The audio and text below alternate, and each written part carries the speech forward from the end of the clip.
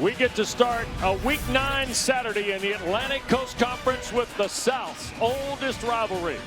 We welcome you to ACC Network Football presented by Dr. Pepper in the 130th meeting between the Tar Heels of North Carolina, who return home to Chapel Hill after a disappointing loss last Friday night in Berkeley, and Bill Belichick's Tar Heels take the field here at home with a mark of 2-4 and winless in their 2 league games. Meanwhile, one of the Cinderella stories is being written in college football. In Tony Elliott's 4th season in Charlottesville, the Cavaliers are 16th in the country. And ACC Network Football is presented for you today by Dr. Pepper. A beautiful Saturday, this final Saturday in October. And as we get Week 9 underway in earnest after last night's Virginia Tech double overtime win against Cal, you see Georgia Tech, the Cavaliers at 3-0, and SMU, who's playing in Winston-Salem at this hour, also 3-0.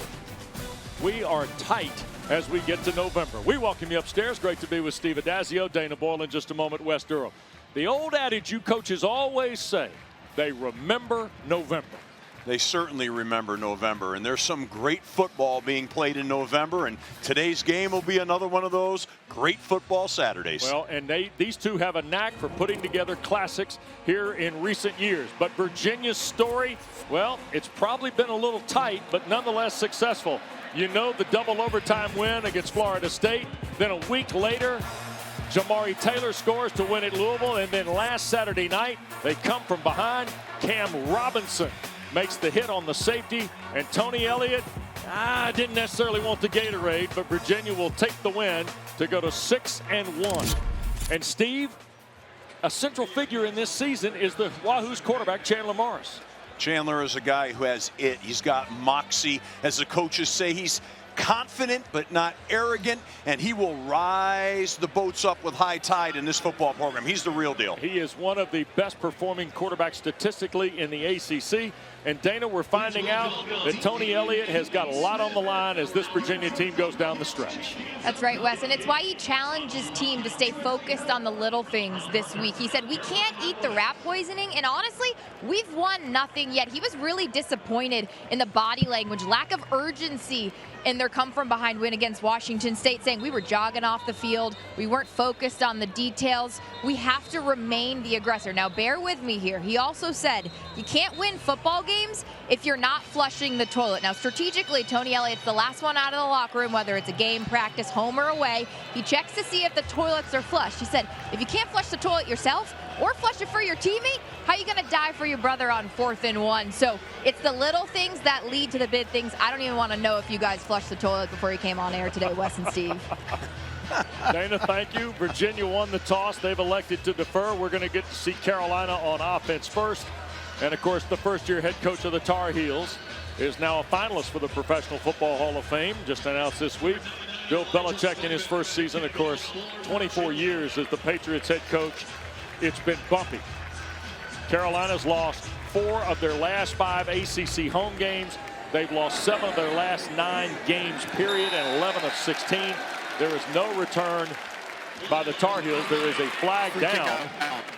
Kick it team. The ball got kicked out of bounds by Virginia. So here is Gio Lopez out of Madison, Alabama, and the transfer from South Alabama who'll take the wheel. But first, let's look at Steve's dudes here on offense for the Tar Heels and on defense for Virginia, Coach. Yeah, well, on offense for the Tar Heels, Benjamin Hall, a guy that Bill Belichick himself said, Steve, you're really going to like this guy. This guy is tough. He's hard-nosed. He loves football. And I think he's a guy that you got to watch here today. That running game's got to get going. Then, of course, on defense, Cam Robinson, who's a tremendous linebacker, back healthy, and an impact player for Virginia. Devon June, the running back, with Lopez, who wants to throw here on first down and throws it out of bounds. Shenard Clower was the closest Tar Heel in the pass game. And on second down, here comes a change in the running back spot. They're going to bring Jalen McGill into the lineup and take June out. So we'll get McGill now. He'll go out here to the near side with 2 other receivers. And you see it's a 5-wide package here for Carolina. Lopez from the gun looking. He'll shoot it out in the flat and caught falling down at the 39-yard line. Christian Charles makes the tackle, and that's Madrid Tucker, who's playing for the first time this year. 5'10", 170, and a freshman from Lehigh Acres, Florida.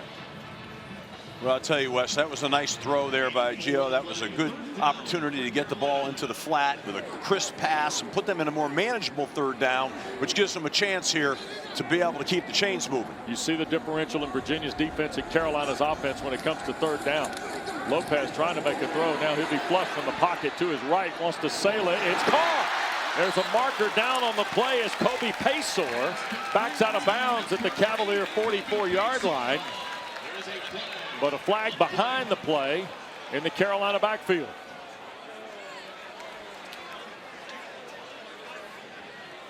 Oh, the 10-yard penalty. Third down. So the referee today is Daryl DeBerry. Austin Blaschke, the left tackle, guilty of the hold here. You got a little twist on that hold play right there, just a little bit of a twist, and he grabs him. He gets beat inside. They set the pick. That's a beautiful job by Virginia to be able to create that pressure, but you have to appreciate the movement by Gio getting on the perimeter and making a play. Unfortunately, back with a penalty. That is Rickert, the outstanding transfer from Tennessee Tech, who's had quite an impact on this Virginia defensive front. Here's Lopez on the 3rd and long now after the penalty. Back across the middle, McGill the catch. Working his way to the 35. He'll be well short of the first down. Tackled by Christian Charles. He was the hero in overtime against Florida State, who sealed it with the interception. Carolina's going to go 3 and out on their first possession. Tom McGinnis on to punt.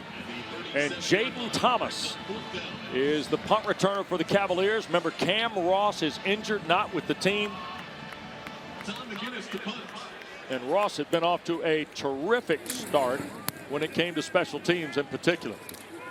And Thomas will signal for and make the fair catch just ahead of the 25-yard line. And now, Steve, we get a look at this young man from Highland Park, Texas, Chandler Morris, writing quite a story for Tony Elliott in season 4 in Charlottesville for the coach. He's a special player. He can run, he can throw, he's got eyes down the field, but he's a leader, and he's the heartthrob of this team. So I really like the season he's having, and this guy, every time I watch him, it's exciting. So Morris with Jamari Taylor in the backfield. Remember, they do get Noah Vaughn back today as well. Here's Morris, thought about it, and now going to be sacked. C.J. Mims, the pressure, and dumps Morris. Transfer from East Carolina. It's a 6-yard loss. Only the 6th sack of the year allowed by Virginia. Yeah, you know, you see number 60, Drake Metcalf, get walked back into his lap. Now, he should have let the ball go. He didn't. He stopped the throwing motion for a second, and then he got swallowed up. That's a little uncharacteristic for Chandler Morris. Wahoo's behind the stick early here. 2nd down and long. Trying to hand it to Taylor. Jamari Taylor made a couple of guys miss, and he'll fight for a couple of yards. But that's about it. Marcus Allen and Will Hardy on the arrival from the Carolina secondary to make the stop. So now it's 3rd and long for Virginia. The Cavaliers have not scored on their opening drive since Stanford 5 ball games ago.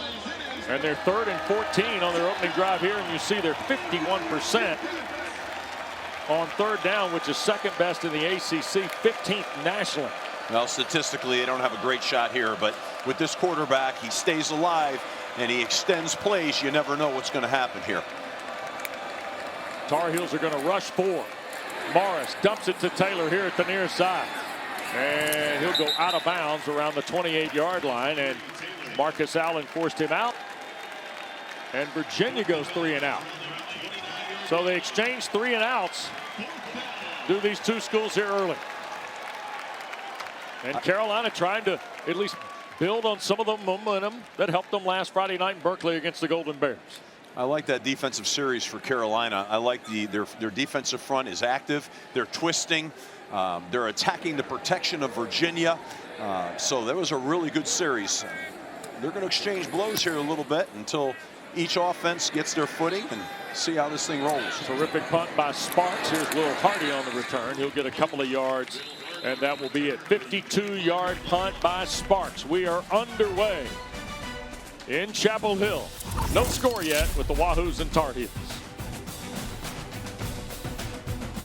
This season since arriving in Chapel Hill from the car accident to his injury suffered in the season opener against UNC. He told me this week he finally feels like he's back to himself and he's the healthiest he's been. Well, they're emptying everything out for him, Dana, as we start possession 2 for the Tar Heels, and Lopez wants to throw from a crowded pocket across the middle. That's Paysor, and a first down for the Tar Heels. Pretty sharp throw to the 40-yard line. 15 yards on the throw, and shaken up on the play is Ethan Mentor, who had a half dozen stops in the Florida State game. And boy, you see Mentor go right to the ground as he collides with Paysor on the stop here. I really liked what Gio did there. You know, he was able to deliver that ball across the middle in a square in route, but and he really didn't get his feet set. He kind of threw off his back foot a little bit, but he hung in there. You can see the strength of his arm. He has a powerful arm.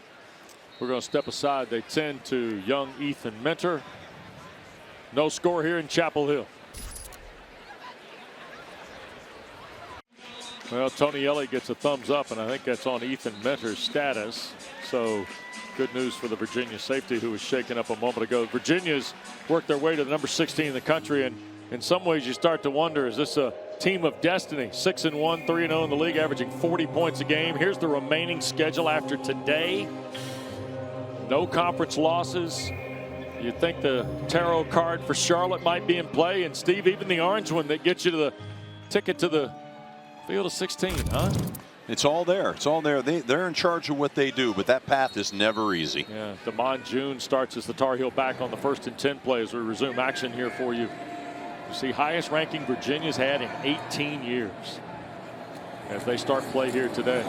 Here's June trying to get started, dances through traffic, and he'll grind out 5, maybe 6 on the play. Good hard running by Damon June. Okay, you said at the top, this is the guy Bill Belichick feels like as a true freshman may have kind of the toolbox to be good here, huh, at this spot? You can see it when you watch that run right there. I mean, his legs were turning. He was breaking tackles. That was a determined run. There's a quick shot throw here to the near side, and that's Laycock, the Tennessee transfer out of Roseville, North Carolina, making the catch.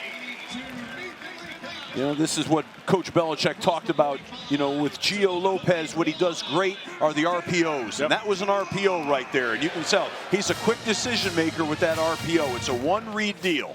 Nathan Leacock transferred from Tennessee, only played 1 game there in 2 seasons. Redshirted a year ago. He spent the spring at Purdue and then elected to hop in the portal again post-spring, which is not going to be available next year.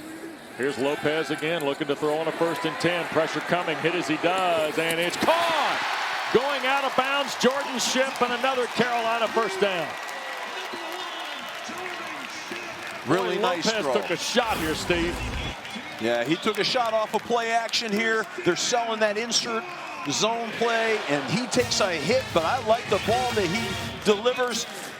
You know, Billy Kudelka is just, you know, really hit him hard right there, but he stood in there, and that's a good sign. Big explosive play, and North Carolina's lacked those explosive plays. There's one right there. Carolina 88th nationally in red zone opportunities at 81%. Only 9 touchdowns and 16 trips. Here's the give, and this is June trying to get cranked up. He'll pedal for 5, maybe 6 on the play. Devin Neal, who leads Virginia in tackles, makes the stop from the Cavaliers secondary. That's the truck play, and that's where you're pulling the offensive line and you're trying to block down, down, down, get a lineman out, get on the perimeter with the toss sweep, and they're back. I mean, they're running hard right now. They're picking up where they left off against Cal with the run game right now, and that's what they need to do. 2-by-2 look here for Carolina on 2nd down. Lopez again opens up the field on the crossing route. And this is Paysor trying to hit the pylon, reaches over, and it is out of bounds. Costner got to him right before he hit the pylon at the far side. It's going to be 1st and goal for Carolina at the Virginia 1.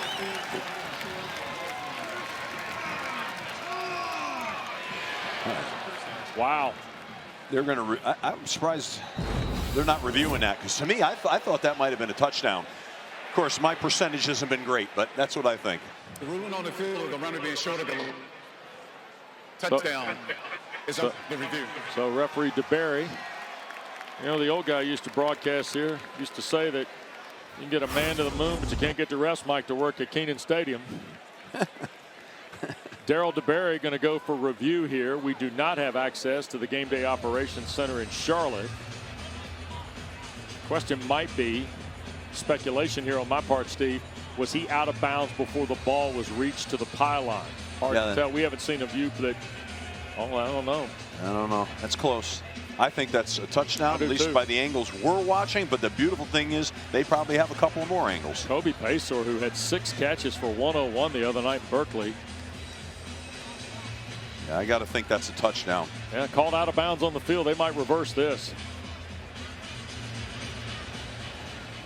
They might be also checking whether or not the ball was in possession when he hit the pylon. Because you see the ball does come out after the pylon is touched. Yeah. So we'll get the full dissertation here in just a moment. Yeah. That angle right there. Boy, that ball. That's a tough one there now because the ball might be coming out of his hand before it hits the pylon. Maybe. Maybe. Wow. Maybe. Now, did it cross the goal line? Boy, that ball's coming out, guys. Now remember, if you followed us throughout the fall, and you know when we do have access to the Operations Center, you see the big screen where they can mirror the angles and sync everything up, if you will. And you're looking, they're looking at the same angle we just showed you a moment ago. We just don't hear the communication today from uptown Charlotte. Now I think, Steve, we're coming back to the possession of the football as it hits the pylon. Yeah, this will be an interesting call here. Well, what a momentum build this would be for Carolina. I mean, I tell you, you feel the energy the way they're playing right now. They're playing fast and confidently. You know, they hit that crossing route right there, and he did a nice job of bursting to the end zone and putting us in this replay. So here's referee DeBerry. After further review, the runner lost control of the ball. The ball touched the goal line pylon. The result of the play is a touchback. First down, Virginia. That's why Coach Adazio was worried a moment ago. Yeah, I was afraid to even say that, but I got to tell you, that's like that rule right there. That's a tough one, right? You're talking about you're getting ready to score a touchdown. And last week to end the game, this happened to Carolina. You watch it against Cal here, and they complete a crossing route, and he's trying to get to the end zone. The ball comes out, which reverses in a touchback, and here we go again. So here you are, marching down to score, all the momentum. Boom! Virginia's ball coming out. Wow, tough to swallow that. So fumble by Carolina with 8:25 to go here in the first. Cavaliers don't give up a touchdown and get their second possession off the 20 started. First down, here's Jamari Taylor picking up 5. So Carolina, last possession last Friday night, second possession today. Now the ball got punched out by Cal going into the end zone on the hands of Nathan Leacock. Here today, it's fumbled, and there's a throw out of the backfield, and that is Taylor taking a shot from Andrew Simpson, the linebacker, after a gain of maybe 1. Where Simpson really put a lick on here. Simpson had a very confident tackle here and put a lick on him, and what a really good defensive play here, you know, and it puts him in a 3rd and 4. So this is a big down for North Carolina. They got to recapture momentum. They had it, they lost it. They can get it back again here with a good stop. In motion goes Trell Harris. Here's the throw to Harris. He'll try and circle and gets the first down. Pushed out of bounds on the far side. That's Kamari House. You know, it's really tough when you get Chandler Morris on the perimeter like that, you know, especially in a 3rd and 4, right? You got to make a decision on defense. Hey, this guy can run for this first down. And then if you don't come up, or you do come up, then he's going to dump the ball on you right there. So it's a tough deal. Good play. Good first down for Virginia. They needed a little bit of a confidence builder. Back to work here. 1st and 10 for Chandler Morris and the Wahoos. And a play fake here. Morris wants to look. Downfield shot, and that is caught. And out of bounds again goes Harris. So Trell Harris without Cam Ross in the lineup here. 24 yards this time, Steve. Well, what they do right now is they flood the sideline. That means they're putting the receivers against the sideline, layering those DBs, and finding the fat in the zone against the sideline. Nicely done. Good throw, good route. Taylor out. Harrison Whaley appears for the first time now. Grad transfer from Wyoming. A very, very fine backup. He's got 253 yards and a 7-yard average. There's another quick throw. That ball got dropped by Harris. Throw might have been a little low off the arm of Morris. And a flag has gone down. Well, you had two defenders coming off the field late here. But was there a personnel change? And Darryl DeBerry. More than 11 players let the snap. 5-yard penalty. Down. Illegal substitution here. See the two guys coming off for Carolina, Isaiah Johnson, one of them, along with DeAndre Robinson. Obviously, you have to assume that Virginia did not substitute, and because if they did substitute, then I don't understand that call. Right. And maybe that's what Coach Belichick's so upset about. I don't know. 1st and 5. Here's Morris across the middle, and a catch by Ennis, the tight end.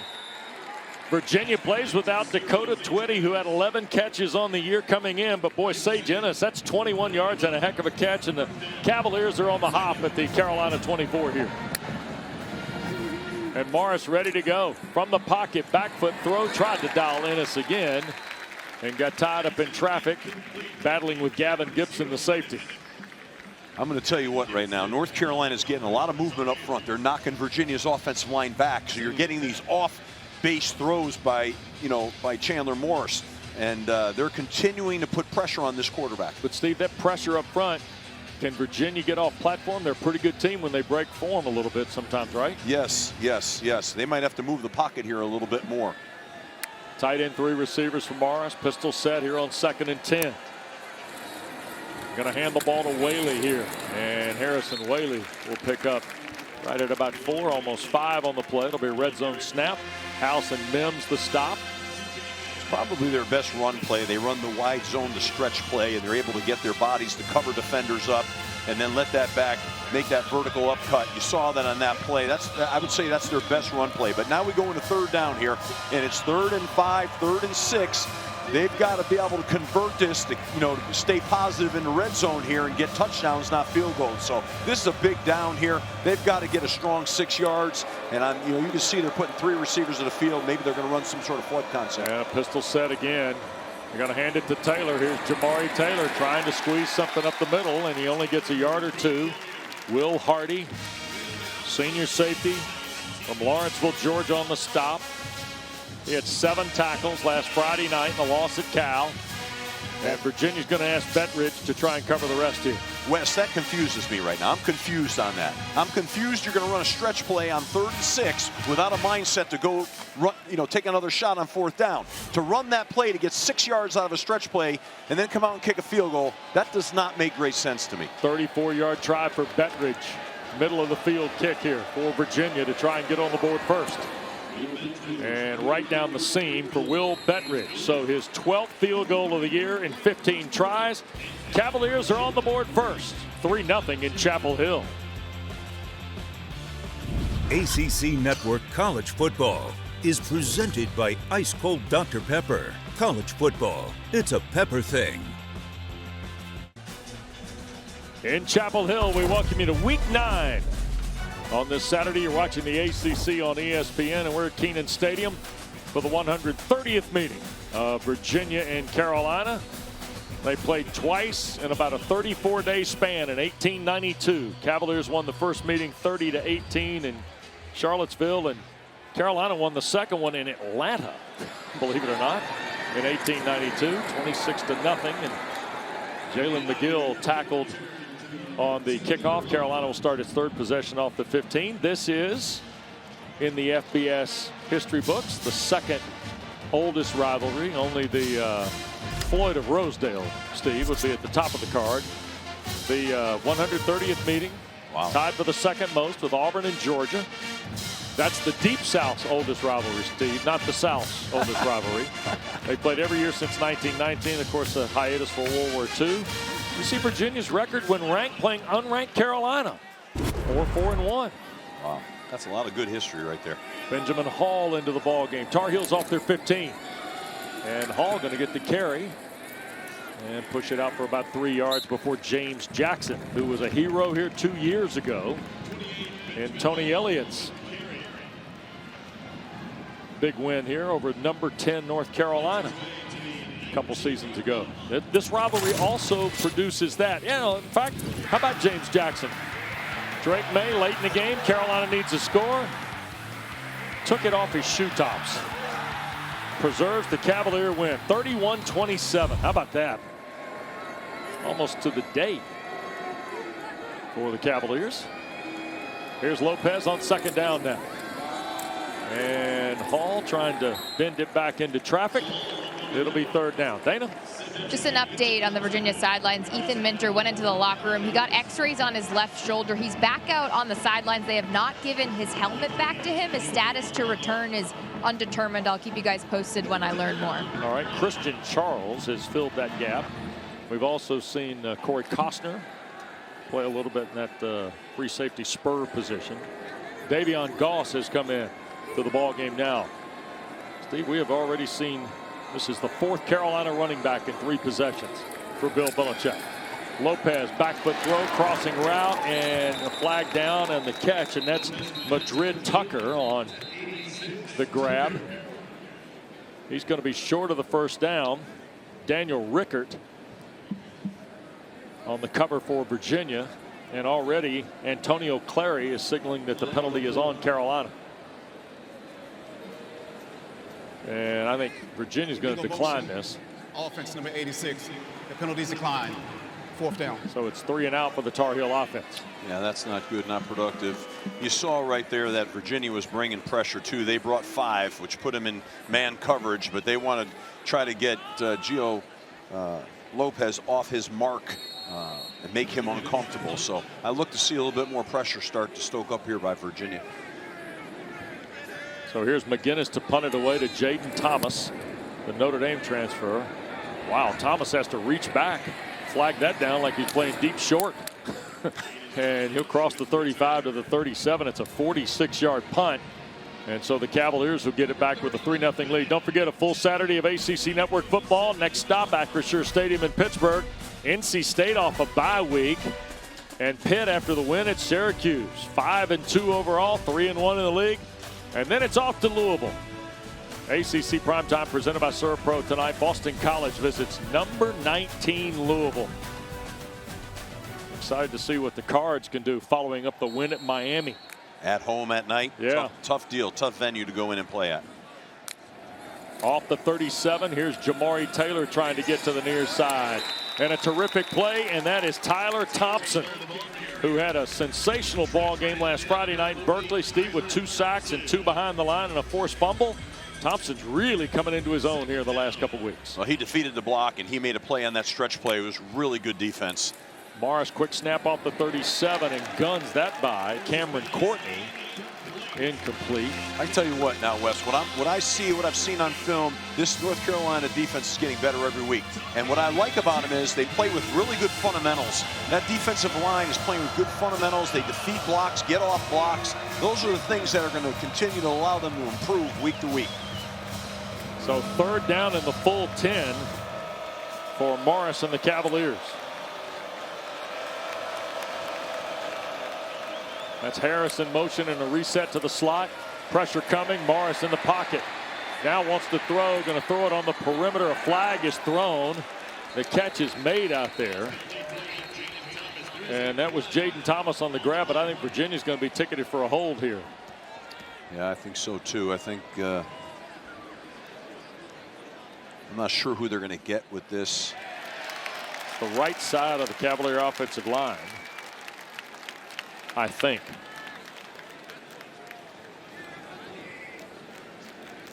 Referee DeBerry. Holding. Offense number 76. That penalties decline.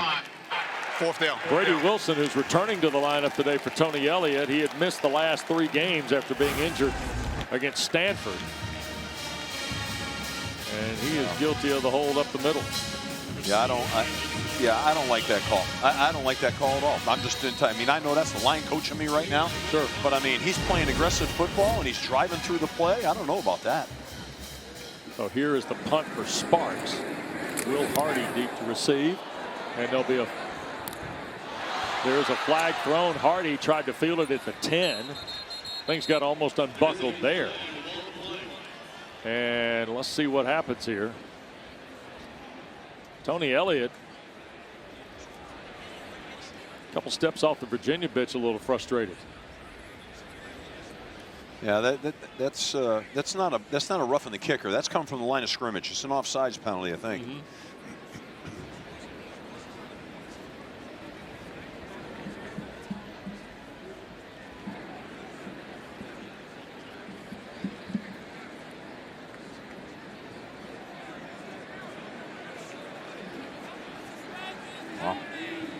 And referee DeBerry, I think, is communicating with his crew at the Carolina bench, trying to just Illegal formation, kicking team, more than 4 players in the backfield, 5-yard penalty, 4th down. They're going to re-kick it off the penalty. Yeah, they're too deep. Yeah, they're too deep. You see the people up front. They've got to break the hip of the center, the so-called guard tackle. When you're looking at the box right here, and they are not breaking. Their helmet's not all breaking. They're too far back. I'm sure Coach Belichick saw that on tape and pointed that out to them, because that's usually something what happens pregame. You say, hey, watch their punt team, and forces them. Now they went after that kick. That was a nice aggressive block they had on too. Right. So here's Sparks again, punting it away. 3rd punt return of the year for Javarius Green, and he got hit immediately at the 15-yard line. So no return by Green of a 48-yard punt by Sparks. And Virginia still has a 3-0 lead. Ooh. Yeah, that's when your gunner controls out there are not doing a good enough job blocking, and you can't have that. You got to give the guy a chance to catch the ball and get a start on a play. Those can result in fumbles. You see Carolina's first 3 drives. The big one is the fumble at the pylon by Kobe Paysor going in on 2nd effort. And Lopez trying to recapture it here on the 4th drive of the day for the Heels. Again from the pocket. Spins it to the 20. Catch is made, and that's Jordan Shipp. Talking to Coach Belichick, they wanted to be in that empty formation. And the reason they want to be an empty is because it unwinds the pressures of the defense more. It gives the quarterback a cleaner, better picture of what might be coming from where. So he can play throw and catch a little bit easier here. And that's what you saw. A nice pickup of 5 yards, putting them in a real good manageable second where they can run the ball here and get a 1st down or pick up another 4 yards. That'll be good football. Benjamin Hall is the running back here. They're going to hand the ball to Hall, trying to get to the perimeter, and the Cavaliers swallow that up after a yard. So it's going to be 3rd and a long 4. Prevard, the transfer from Morgan State, who's got 3 interceptions, and K-Mac, the defensive end, the stop for Virginia. Carolina turns it over. McGill comes in. They bring Clower back into the ball game. What happens, Wes? Now they're still on schedule, but that run kind of, to me, got them off schedule. And I don't think that was a great cut by the back. I thought there was a little bit more in there, but now they've got to convert this 3rd and medium back in empty formation again. Shamar Easter, another wide receiver's come in the game. Lopez looking here to the wide side, and Shipp the catch. He'll spin as we go inside of a minute in this first period of play. And the Tar Heels pick up the 3rd down. I got to tell you, sorry, Wes, I didn't mean to interrupt you. I'm just a little bit surprised that they brought 3-man rush on that play. You know what I mean? On a 3rd and 4 right there, and they just allowed them to play pitch and catch right there. I don't know.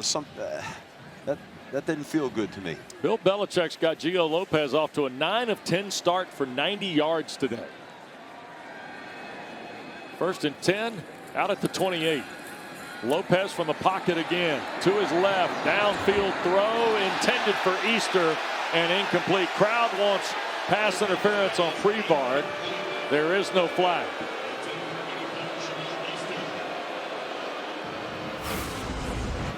What I'd like to see on that, on the replay, there is contact when that ball's in the air right there. You know, he's got him hooked a little bit.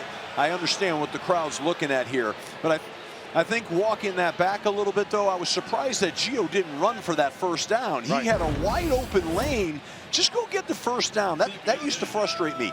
Get first downs, move the chains, get yards. It doesn't have to be thrown down the field. Tar Heels again go 3 to the field, 2 to the boundary. Could be the final play of the first. Lopez hit as he throws. It is caught by Ship. There's a flag thrown. We've got flags at 2 different places here on the field, but I think they're going to get Anthony Britton for taking the quarterback to the ground.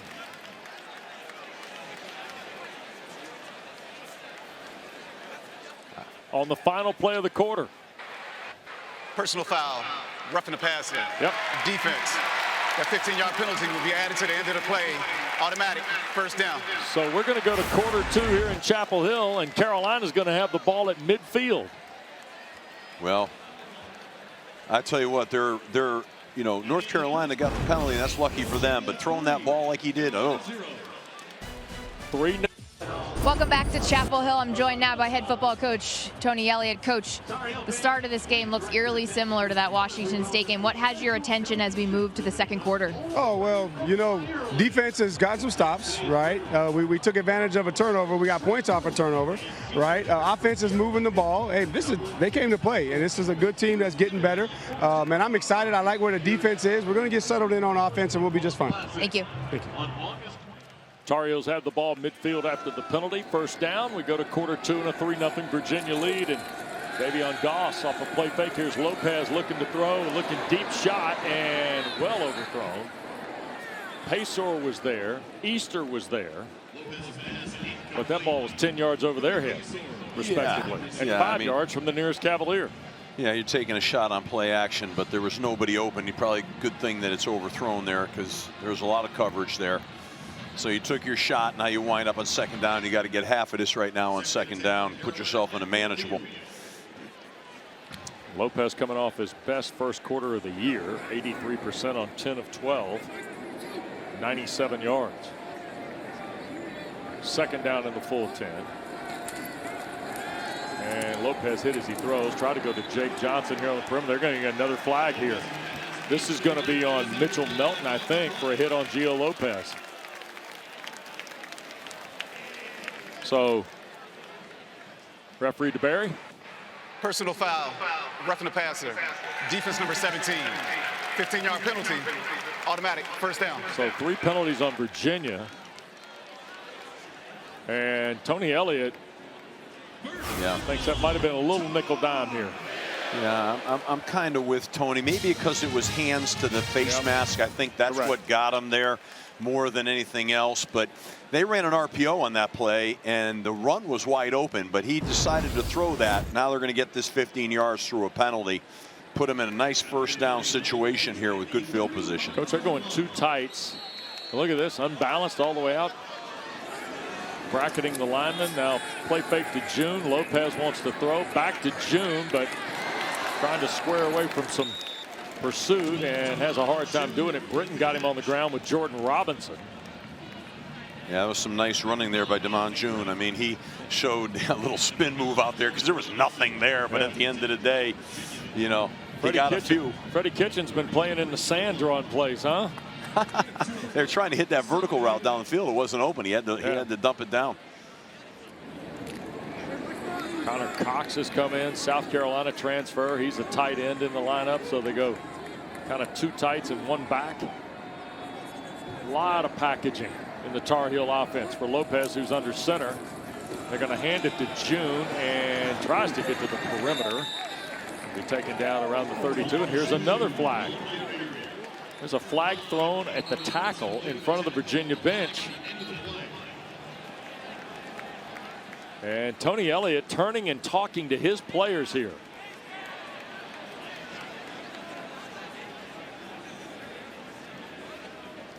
Virginia's penalties have all been big ticket. After the play, personal foul, unnecessary roughness.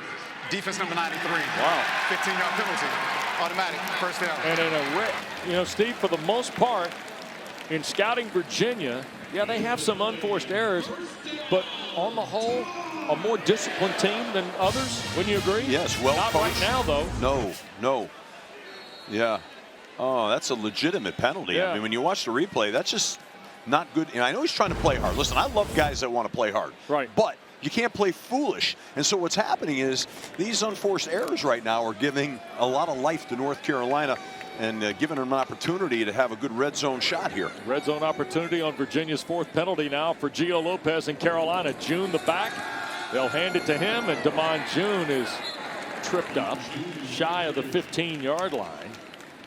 Connor Cox was out there trying to block, and I don't think he got much leverage at all. Yeah, they're running that counter, trying to run that counter gap scheme. And, you know, that's a quiet gain of close to 3.5, 4 yards. Stay on schedule. I like what North Carolina is trying to do right now. We're in empty to throw the ball. They're running the ball. They got a good flow, a good mix. Got to stay here on schedule, put them in a 3rd and manageable, if not a 1st down. 10th play of the drive for the Tar Heels. 2nd down, 7 to go. 2 minutes gone in this 2nd quarter of play. Here's Lopez buying time. Now going to step up in the pocket, and he gets hit. Maybe a yard on the play. And Virginia's trying to get set defensively. Cam Robinson, who was the hero last Saturday night against Washington State, gets Lopez on the ground here. You know, he has a pretty good pocket, really. He just needs to step up and throw it or run it and probably be a little bit more decisive. He kind of hung and pumped and pumped and pumped and let the defense track him down in pursuit. Now they're in a real 3rd and long, not where you want to be. So they're going to come out and empty again to unwind, see the pressure. If there's pressure, unwind it. Lopez tries to keep it. Virginia there on the pursuit. Terrific play. Maddox Marcellus, transfer from Eastern Kentucky out of Miami, Florida, who had 6 tackles at Louisville. Steve stayed home and makes a great stop. Yeah, that's a really good tackle, strong tackle. Not sure if that was a called QB draw. I mean, he put his foot in the ground and took off like it was quickly. But you know, that's a long way to go, 3rd and 8 for that. You know, so maybe in their minds they're saying, we'll get better position and try to settle for a field goal if they can make this here. Reese Burhoff to try and tie the game. The kick is away, and it's good. So a pair of 34-yarders is all we've got with 11.5 minutes to go. Opening frame in Chapel Hill.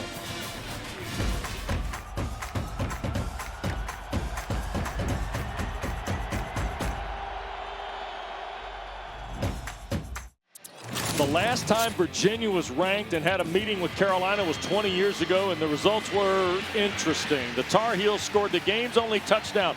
That's Matt Baker to Ricky Cook.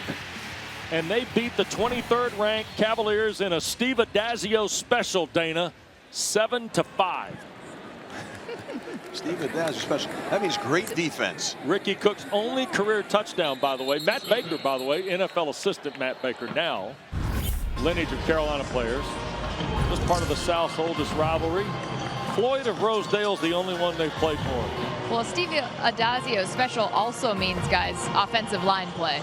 That's it. Yeah. Come on now, don't forget about that, Wes. Thanks, Dana. I know that. I know, but I do like big fullbacks too. Yeah. That Ricky was Cook would have been I mean, your that guy. was a big fullback. He looked like a defensive lineman. Yeah, Ricky Cook would have been your guy. Matt Baker, very efficient, steady at quarterback, right? Yeah. That'd have been your guy. Yeah, not bad. Not bad. 3-3 game. We play on here in quarter 2 with 3.5 gone. And this is Jamari Taylor trying to get warmed up. He'll get 3, almost 4 on first down. But you got to admit, by the way, Bayer making the stop at linebacker. 7-5. Now that's your wheelhouse, man. Come on, that's your game. Well, when you can play great defense, you're in every game, right? Right. They don't score, they don't win. So there was minimal score. And then, of course, on offense, if you can control the clock and the ball, that's beat him in the 4th quarter. There's nothing wrong with that. You don't have to be embarrassed by that. Yeah, Taylor will push A win's a win. Yeah. 3rd and 3 coming up. Here's the interesting thing of our visit yesterday with Bill Belichick. The massive improvement this football team has made from certainly August to kickoff, and then from the TCU game to now. He could not talk more about what he sees from an improvement standpoint in just about every level of the football team, Steve. Yeah, I mean, the amount of muscle mass they've gained, the amount of body fat they've dropped, their performance, their endurance, their conditioning to practice, incredible, really. Yeah. 3rd down and 3. That's Trell Harris in motion. Morris in trouble and sacked. Isaiah Johnson, big redshirt junior, transfer from Arizona, with his first sack of the year. And Carolina has now gotten to the Virginia quarterback twice. The Cavaliers had only given up 5 sacks all year. 3-man rush, one-on-one with the center. Brady Wilson beats him with a lot of shake and a lot of bake, and he's in the backfield for a big sack. Man, he looked quick and twitchy on that play. That was only a 3-man rush. Carolina has gotten Virginia to 3 and out in 3 of their first 4 possessions. Wobbly punt headed toward Will Hardy at the 35. And it'll be a fair catch, and that's where Carolina will start the 3-3 game. Don't forget, we got a full day of ACC football. But tonight, after Louisville and Boston College wrap it up in Derby City, Kelsey Riggs Cup, Mark Rick, Dave Clawson in studio, Tom Luganbill, ACC Huddle final score after the games tonight, highlights, analysis, and a look at the full day on ACC Saturday number 9 in this fall campaign. Dave Clawson, such a sharp guy. I really enjoyed, the head coach's meetings with him.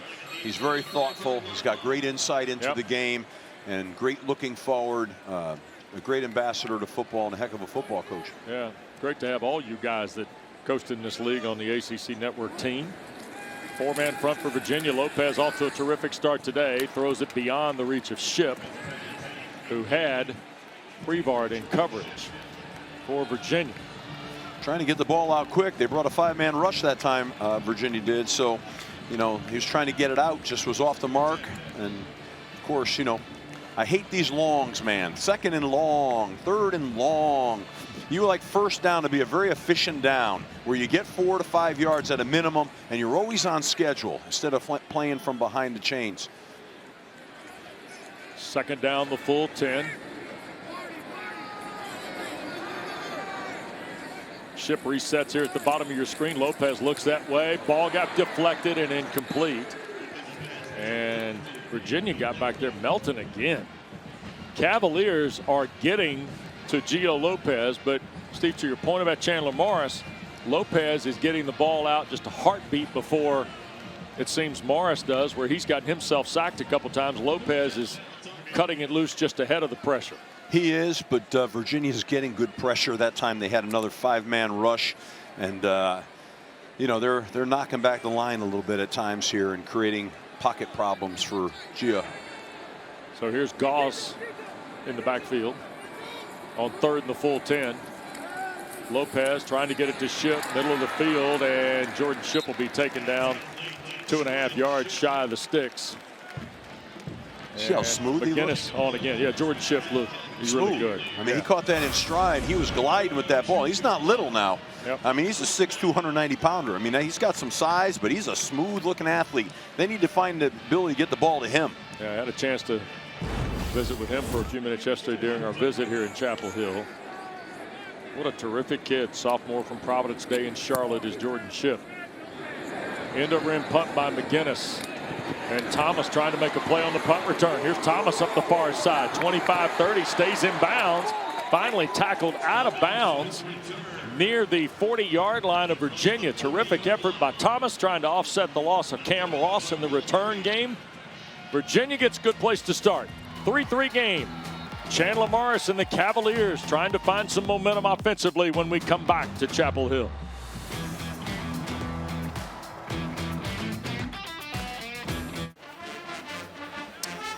On that last punt by North Carolina, Virginia special teams did a great job here. If you watch this, they're going to build a wall on Virginia's left side and head to the sideline. There they are. They're staggered 5 yards apart, building the wall, capturing North Carolina inside the wall, and they're going to go up the sideline.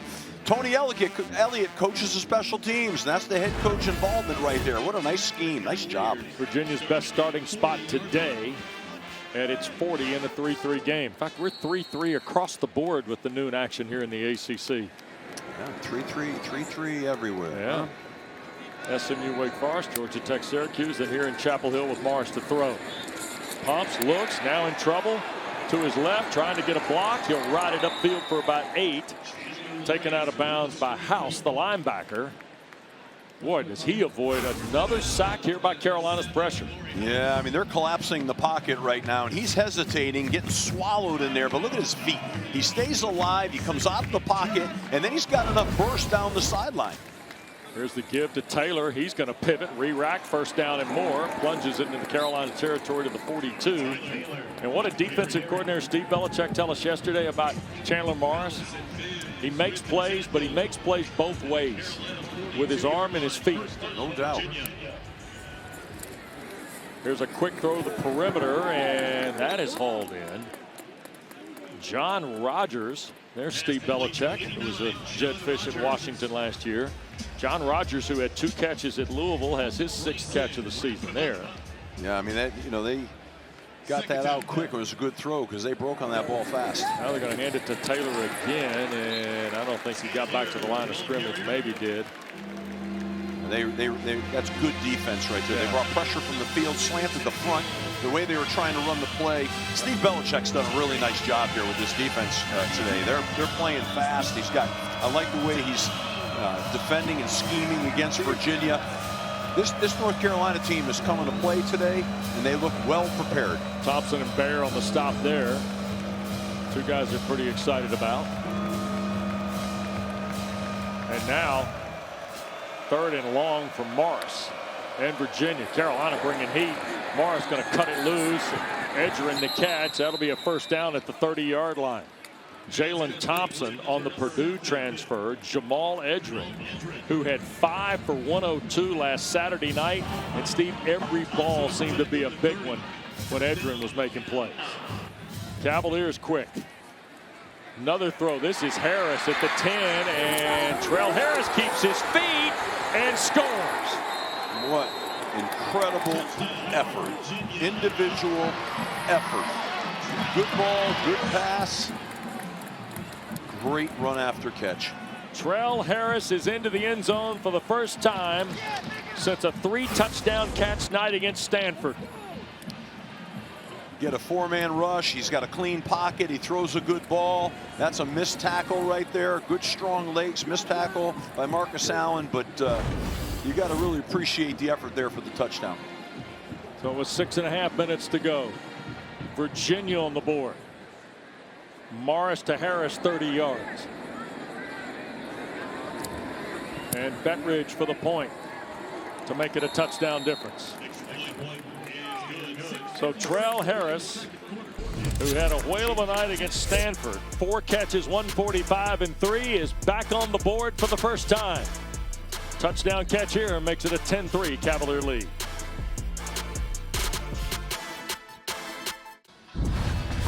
Well, back here in Chapel Hill, look at the Week 9 board.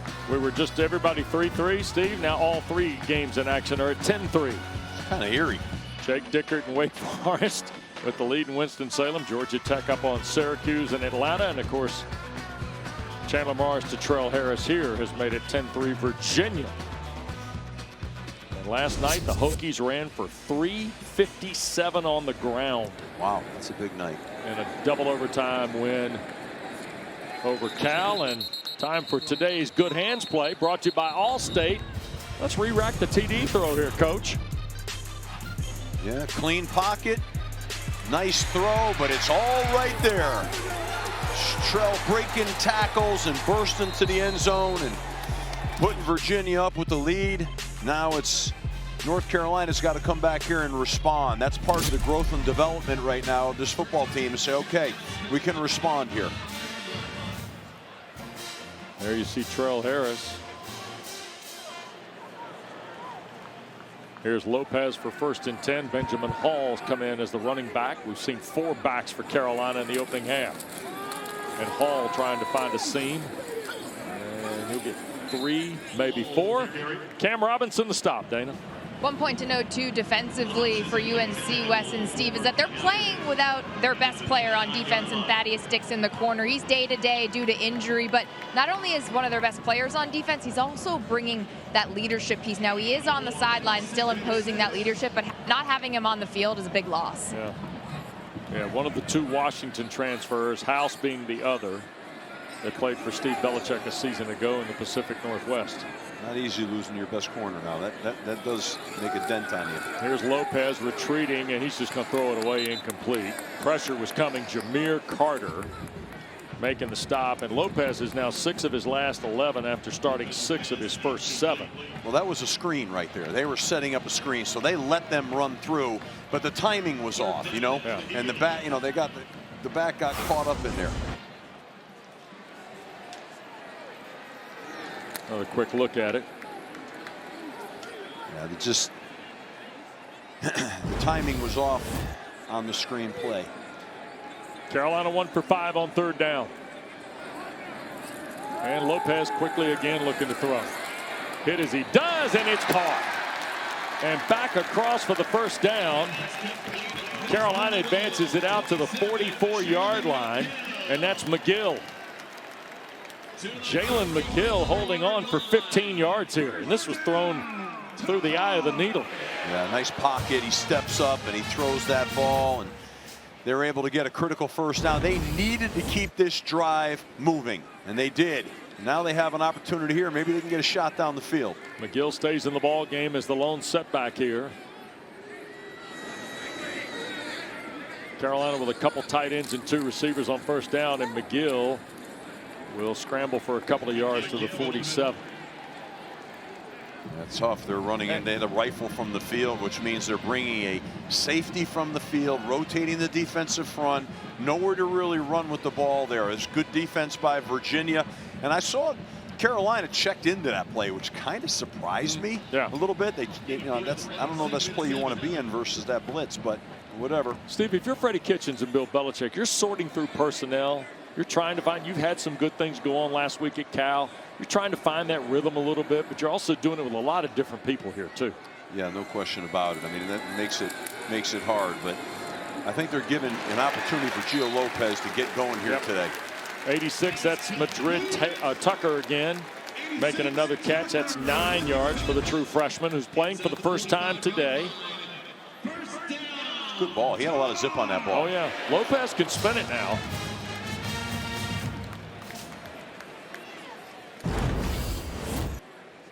Said last summer he really loved baseball, wasn't sure about football. But it worked out for him as a high schooler, and then of course went to play for Major Applewhite at South Alabama, and now is transferred here to Carolina. There's a give, and trying to fight back for yardage is Goss, and it'll be 2nd down and long, Dana.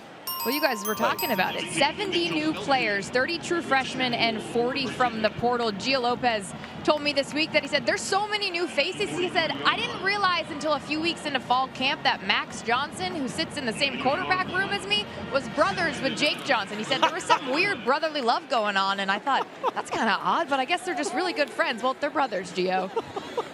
How awesome is that? That's today's college football, Steve. Yeah, no question. And they look alike too. Yeah.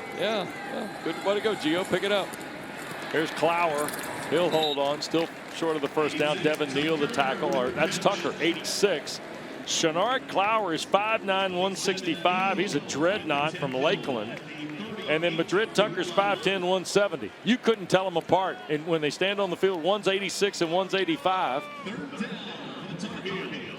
There is Max Johnson, by the way, which, let me just tell you, the fact he's got a helmet buckled up and has played is one of the great returns medically that you've seen in a long time, Coach. Well, I love him. I was with him at A&M. He's a competitor. He's a leader. He throws a great deep ball. He's a heck of a player. I love Max. Look at this ship on a rope from Lopez. It'll be 1st and 10 at 27. Antonio Clary plays today for the 44th time in a Virginia jersey, makes the stop, and here's the Carolina offense now building momentum, and with time Lopez is starting to spin it. He's getting confidence in his throws, and that's critical for North Carolina right now. Yep.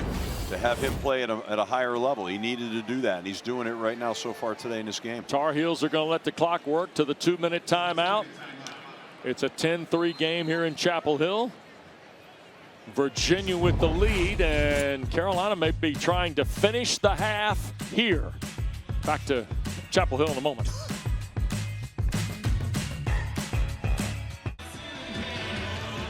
Back in Chapel Hill for ACC Network football presented by Dr. Pepper. Number 16 Virginia leads North Carolina 10-3. 2 minutes to go in this first half, and Tar Heels are on the march. 11th play of the drive. Lopez looks, quick throw to the far side. Paysor breaks free, and he is down at the 1. Covered it up with both arms, though, when he got to the ground. Did Kobe Paysor. It's a 26-yard throw. It's 1st and goal for Carolina. Look at him with the ball hiding tight right there. You gotta love that. Hey, we're not dribbling that ball in the end zone anymore, man. We'll take it on the 1-yard line or inside the 1. That was an RPO by Gio Lopez off the counter play. And I'm gonna tell you what, he is confident in those RPOs. He came off of that thing and ripped it. That's a big play for North Carolina. They got to finish it off with a score here, run this thing in. Damon June comes into the ball game. Paysor and Ship to the right, 2 tight ends to the left, and Lopez is going to try and sneak. They'll come in and give it a look from either side. Touchdown, Carolina.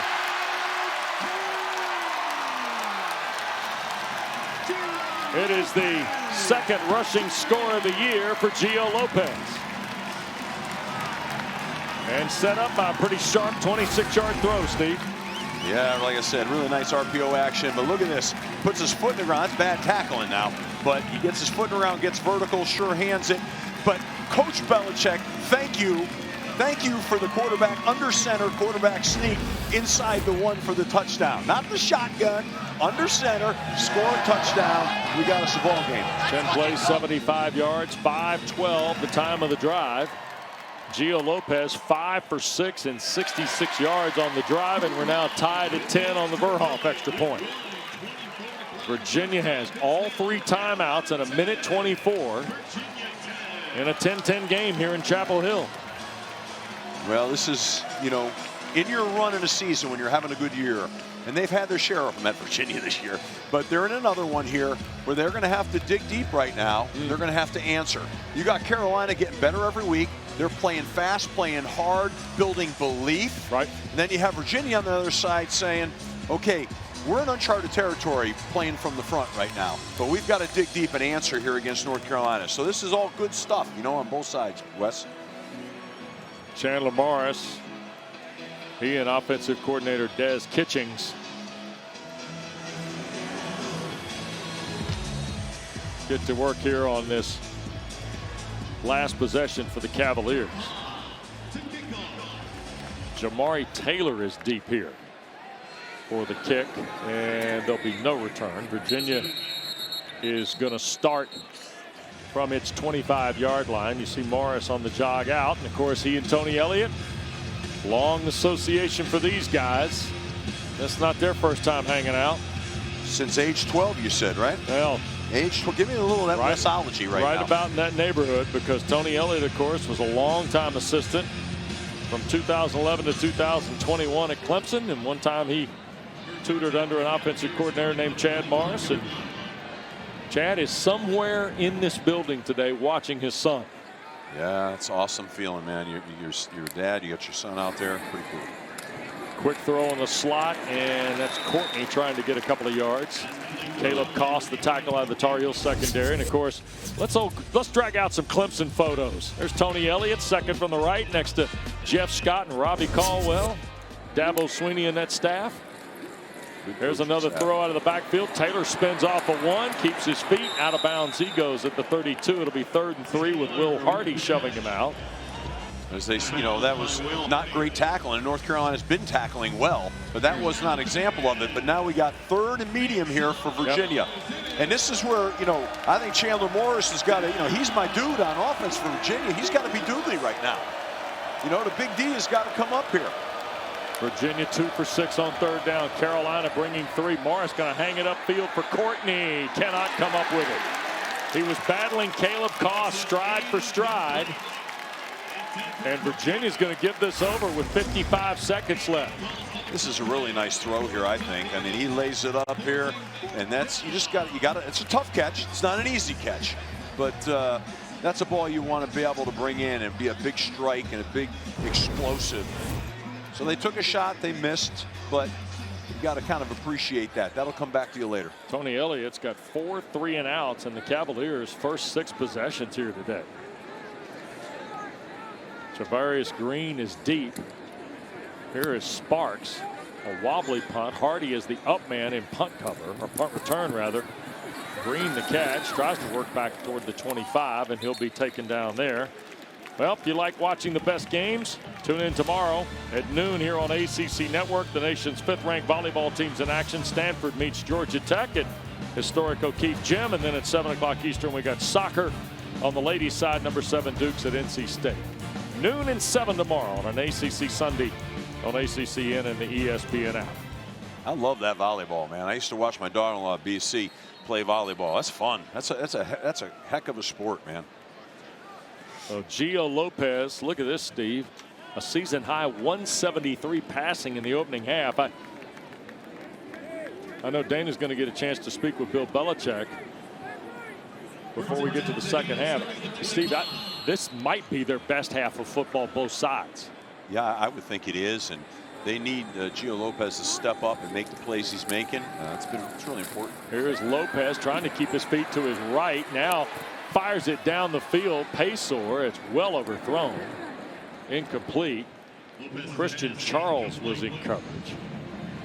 A note off the Virginia bench. Ethan Minner did come back and is available to return to the game. I don't know that we have seen him on the field yet for Tony Elliott's team. Remember, he was shaken up early in the ball game today. Yeah, hopefully he's okay. Yeah. You're watching 2 D-lines now. I think North Carolina's D-line and Virginia's D-line, I think they're playing really hard up front. They're creating a lot of pressure. I don't know if it's a reflection of them or the O-line or what it is, but there is pressure, and it's disrupting the flow of the cues. 2nd down and 10. Lopez going to keep it this time. He'll get 5. He's got 10 as he dives across the 35. Now Carolina has 3 timeouts, and they're going to take one here. You know what I like, Wes? I like at the end of the play he dives forward to get the first down. Yep. Not sliding. Reese Verhoff's longest field goal of the year is 49 yards, and it was at Charlotte. So that's something to keep in mind, but Carolina's got probably 35 yards or so they've got to pick up before they even begin to think about that. Well, this is a situation here. You talk about finding growth in your quarterback, right? You'd love to see growth with, Gio Lopez and have the opportunity to bring his team down into field goal range and make a field goal here and not turn this thing over, but make really good throws and really good decisions and utilize the clock well. So this is a big series here, and for a lot of reasons. You look at the numbers here. Virginia, the one that came in with all the explosiveness on offense, only 126 yards in this first half and only 19 yards of rushing for a team averaging over 200 a game. Yeah, credit that Carolina defense. Yeah, Tar Heel defense is starting to tune things up again. Virginia's only averaging 1.6 yards per rush. Here's Lopez again. Up in the pocket and hit as he throws, and that ends up in the band. Jason Hammond was fighting through traffic and made the hit on Lopez with 24 seconds left. Yeah, it's just, he couldn't make a decision there scanning the field, and it's kind of like a coverage sack, although I thought he had an opportunity on the in route, but that's okay. Throw it away, play 2nd down, be smart, don't take any sacks here. You can't do that. So 3 receivers to the field, 2 again to the boundary here. And they're going to bring Goss into the backfield now with Lopez. And going to hand it to Davion Goss, who takes off into the Virginia secondary, and will be brought down in Cavalier territory. And another timeout Bill Belichick whistling for the timeout with 18 seconds left. The ball at the Cavalier 39. Christian Charles saves the touchdown. That was a good call. I like that call right there. A lot of people wouldn't make that call, but you know, you got a defense that's got a too high shell, dropping back, and you're handing the ball off and puncturing the center of that defense. That's to me, that's a good call. Now you're in a situation where you're on the plus side of the 40, and you know you got enough time here. You got 18 seconds now. You got a first down. I don't think downs are going to be your problem right now. It's going to be how many plays can you run right now. And I would say potentially, you know you got 2, possibly 3 plays. Well, you've got 1 timeout left. Right. And the idea here is, at worst, you want to kick a field goal, correct? Oh, 100%. Okay. I think right now that's what you're trying to do right now. You're trying to get within field goal range, so keep that in mind, right? How many yards do you need? You got maybe 3 plays, maybe 3, maybe 2. Lopez got a final word from quarterbacks coach Matt Lombardi, the son of the Carolina general manager Mike Lombardi, as they return to the huddle at the Virginia 39 now. 18 seconds left. They're going to run it again. And this is Hall getting to about the 32. Is Carolina going to take another timeout? Or they will. Their last will come with 12 seconds left. Well, I mean, that one surprises me a little bit. I thought maybe they might try to sprint them out, roll them out, try to get 5 and bank that timeout, you know. Now they're going to start. Well, they're moving the clock, and they're going to call the last timeout. Here's the last timeout with 5 seconds left. Now they're going to kick the field goal. So he didn't want to mess with it. He did not call the timeout. He waited for the clock to be restarted. Yeah. But that was calls the timeout. That was going to be his play. He felt like he had enough to kick the field goal. He didn't want to take a chance. So he's, instead of trying to mess with that clock with a little bit of inexperience and youth to get another 4 or 5 yards, he probably felt like, you know, he's got it here. Let's take it. Tony Elliott, I think, was as surprised as I was for a moment while the clock stopped on a running play, Steve. Yeah. Off a first down snap. Yeah, I'm a little confused by that. So anyway, myself. 5 seconds to go. It's going to end up being right at 49 yards, which would equal Verhoff's longest. He kicked a 49-yarder at Charlotte. He's a transfer from Marshall. A year ago, he kicked a 51-yarder at Georgia Southern. And they're going to put this down right at 50 yards. So this is to give Carolina the lead going to the locker room. Middle of the field. And Tony Elliott burned the timeout just as they pulled the snap.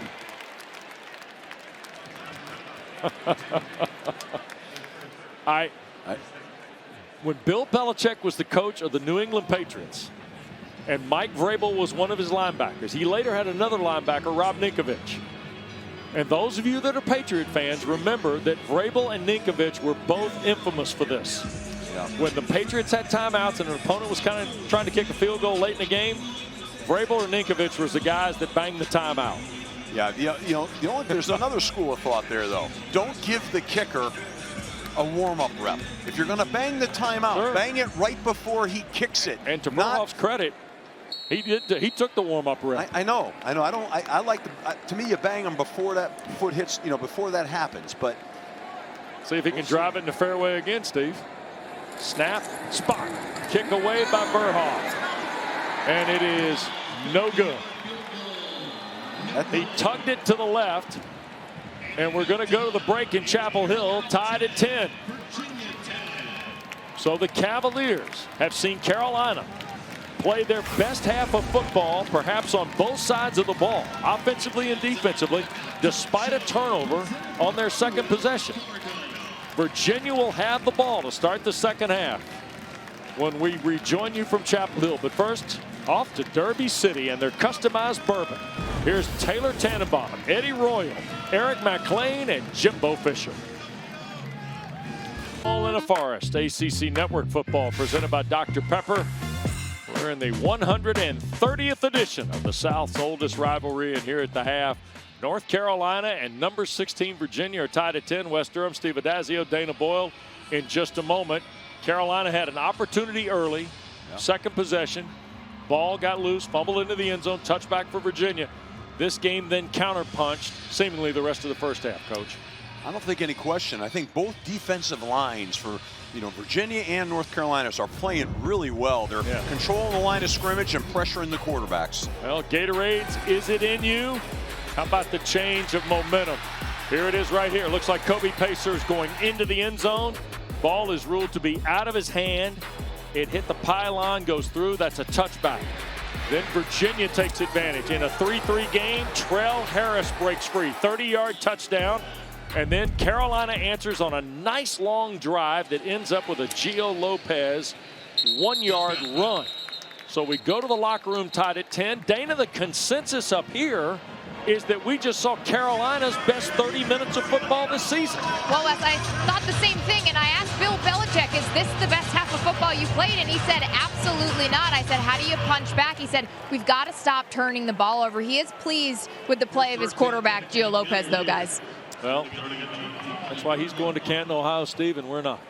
Yeah, and he is going to Canton. He's one of the greatest coaches of all time, and he's had some really done a great job here today preparing his football team, and they are growing and they are developing, and that's a credit to him and his staff.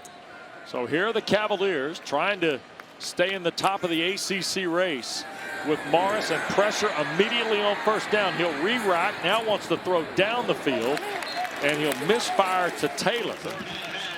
And Abu Jade, the defensive end, who Coach Belichick's very excited about. Big number 9, the transfer from Delaware at 6'5" and 260, was all in the business of Chandler Morris. And he's one of my dudes. I like that. Plus, when you talk about Abu Jade, he's got dude right in there. The name reeks of dude. Tough, hard-nosed, gritty, lunch pail guy, man. I love that. And the new word that we're all getting into our lexicon of doodling.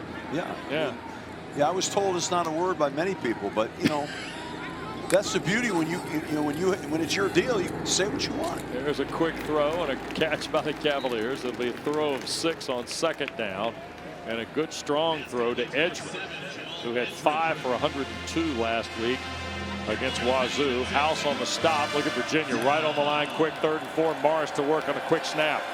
Back foot throw. Looking Harris near side. He can't come up with it. Kost was trailing. The throw to Trell Harris. Leroy Jackson was pressuring Morris up the middle. And Virginia is getting ready to go 3 and out for the second straight possession, Steve, and 4 of their last 5. Yeah, the pass is just a little bit off. And, it's like you said, Jackson created the pressure there on Chandler, and he's just not settled right now. Chandler Morris, to me, is just a little off, and I think you've got to credit North Carolina's defensive line for that. Here's the punt by Sparks. Will Hardy is deep.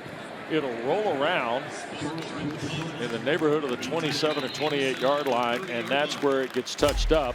42-yard punt. Look at these stats now. You see Carolina's 246. Carolina's only averaging, Steve, 267 a game. They had 246 in the first half. Virginia, their fewest yards since October a year ago, better than a year ago, in a win against Boston College. Well, I think to Dana's interview, that's a heck of a first half of football for North Carolina. Statistically, backs it right up. Yeah. Tony Elliott, Bill Belichick squaring off. We're 10-10 at possession into this second half. And here is Lopez trying to keep his feet and got spun over at the 30. Gain of 2 on the play, Dana. Cam Robinson to stop. Well, Wes, a big point of emphasis out of the locker room when I spoke to Tony Elliott is they've got to get in a rhythm on offense. We haven't seen that in the first half, and he also challenged the pieces around quarterback Chandler Morris to step up, specifically the wideouts like we saw on that drop catch. So here's 2nd and 7. Oh, what a good job he's done at UVA. Can't say enough about the move they've made this year and in his 4th season. Yeah, Tony's done a great job. He's got a real good perspective. Here's Shipp. in motion now. They're going to throw the long ball. That's way over the top of Pacor. Incomplete. Platt was in coverage. Gio took another heavy shot. This is James Jackson. Yeah, that was close. Through. That one, now to me, that one's close. Yeah. But those balls right there, you know, you're going to throw those one-on-one balls. You got to give them a chance to catch it. No one's going to catch it if you don't put it near them. Third and long here right now. These are the situations that are not Carolina's friend. They're not Gio Lopez's friend. But once again, they're going to be an empty, as Coach Belichick said. And I think they start an empty, and then they bring them back into the backfield to help unwind the defense. Boy, Goss was a late add as the running back. Here comes more pressure on Lopez, and he's going to be sacked. The Cavaliers fight through there. Jacob Holmes, transfer from Fresno State, is the first blue hat. Rickard is in the mix as well. He's always around the football seemingly when Virginia's pressuring. Yeah, they double twisted. Both sides had a twist going on with the defensive line, and he came free and was able to get the sack. These D lines are creating havoc for these quarterbacks right now. Again, it's a fun battle to watch. 3 and out for Carolina now. And the game clock was never stopped due to the helmet coming off. Please set the game clock to 13 minutes and 27 seconds. It will start on my signal. the referee today, Darryl DeBerry, as assigned by the Atlantic Coast Conference. Little game management there. Well, UVA has an opportunity to get some good field position here. So it'd be nice to be able to set up a good return right now and get them an opportunity to get a little closer. McGinnis hammers it toward Thomas, who will field at the 27 and just dive back to the 32. 51-yard punt by McGinnis. Just a return of about 5. Timeout Chapel Hill. 2 minutes in. Second half. Well, that's Ramesses, Steve. That's a statue outside the Keenan Football Center here in Chapel Hill. It's one of 2 statues. The other statue down in that area is of the legendary Charlie Choo Choo Justice. And you asked me a very interesting question during the break, and maybe before we're done today, I'll spell it out for you. I want to hear it. Ball at the 32. Here's Morris and the Cavaliers. He's looking for the throw, and Edgerrin another big catch. In the Carolina secondary to the Tar Heel 40 goes Jamal Edgerrin. And seemingly here, in like the last 3 or 4 games, this is the guy, Steve, for Chandler Morris. Jamal Edgerrin is on the back end of some really big throws. Yeah, he took another hit there, did Chandler, but what a nice throw and what a nice catch over the middle, setting up this first down. Yeah, the Cam Ross injury only leans more into Edgerrin's presence. He and Trell Harris, longest pass of the day by the Cavaliers, and here's Morris again. Eluding rush to his right, wants to make a throw, trying to slip it to Taylor. He can't make the catch against Caleb Cost. And it'll be second down. That was nice play by Morris. And that's tough. Good defense. Would have been a nice catch on the sideline. They need Chandler Morris here. Virginia does, to become, you know, the leader that he is. He needs to put this offense on his back, and they got to come away with points here. Second and long. That's Taylor in the orbit. Morris looks, pressure coming, in trouble, and he's sacked. And that's Abujade. Melkart Abujade. Well, Jack Whitmer, the right tackle, got beat there on that play, and that happened really quick. I think it was a spin move here, but you know, yeah, there it is, the spin move, and he doesn't have a chance. I mean, Morris doesn't have a chance. Plus, he got twisted on his way down to the ground. But they got to do better than that in protection now. Boy, Abujade played 25 games at Delaware for the Blue Hens, who are now in FBS, only 6 a year ago. Virginia had been sacked for the 3rd time today.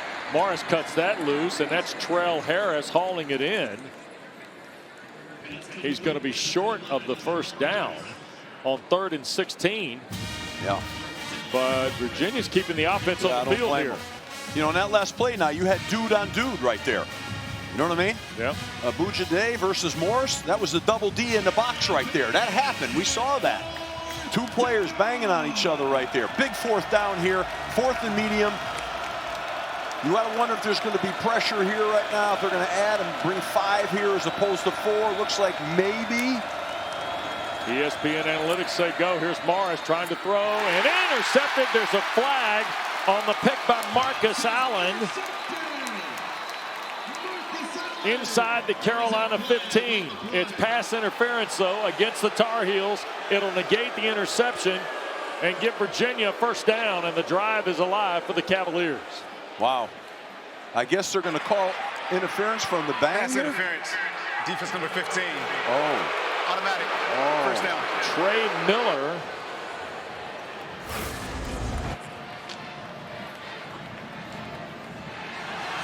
I don't see it.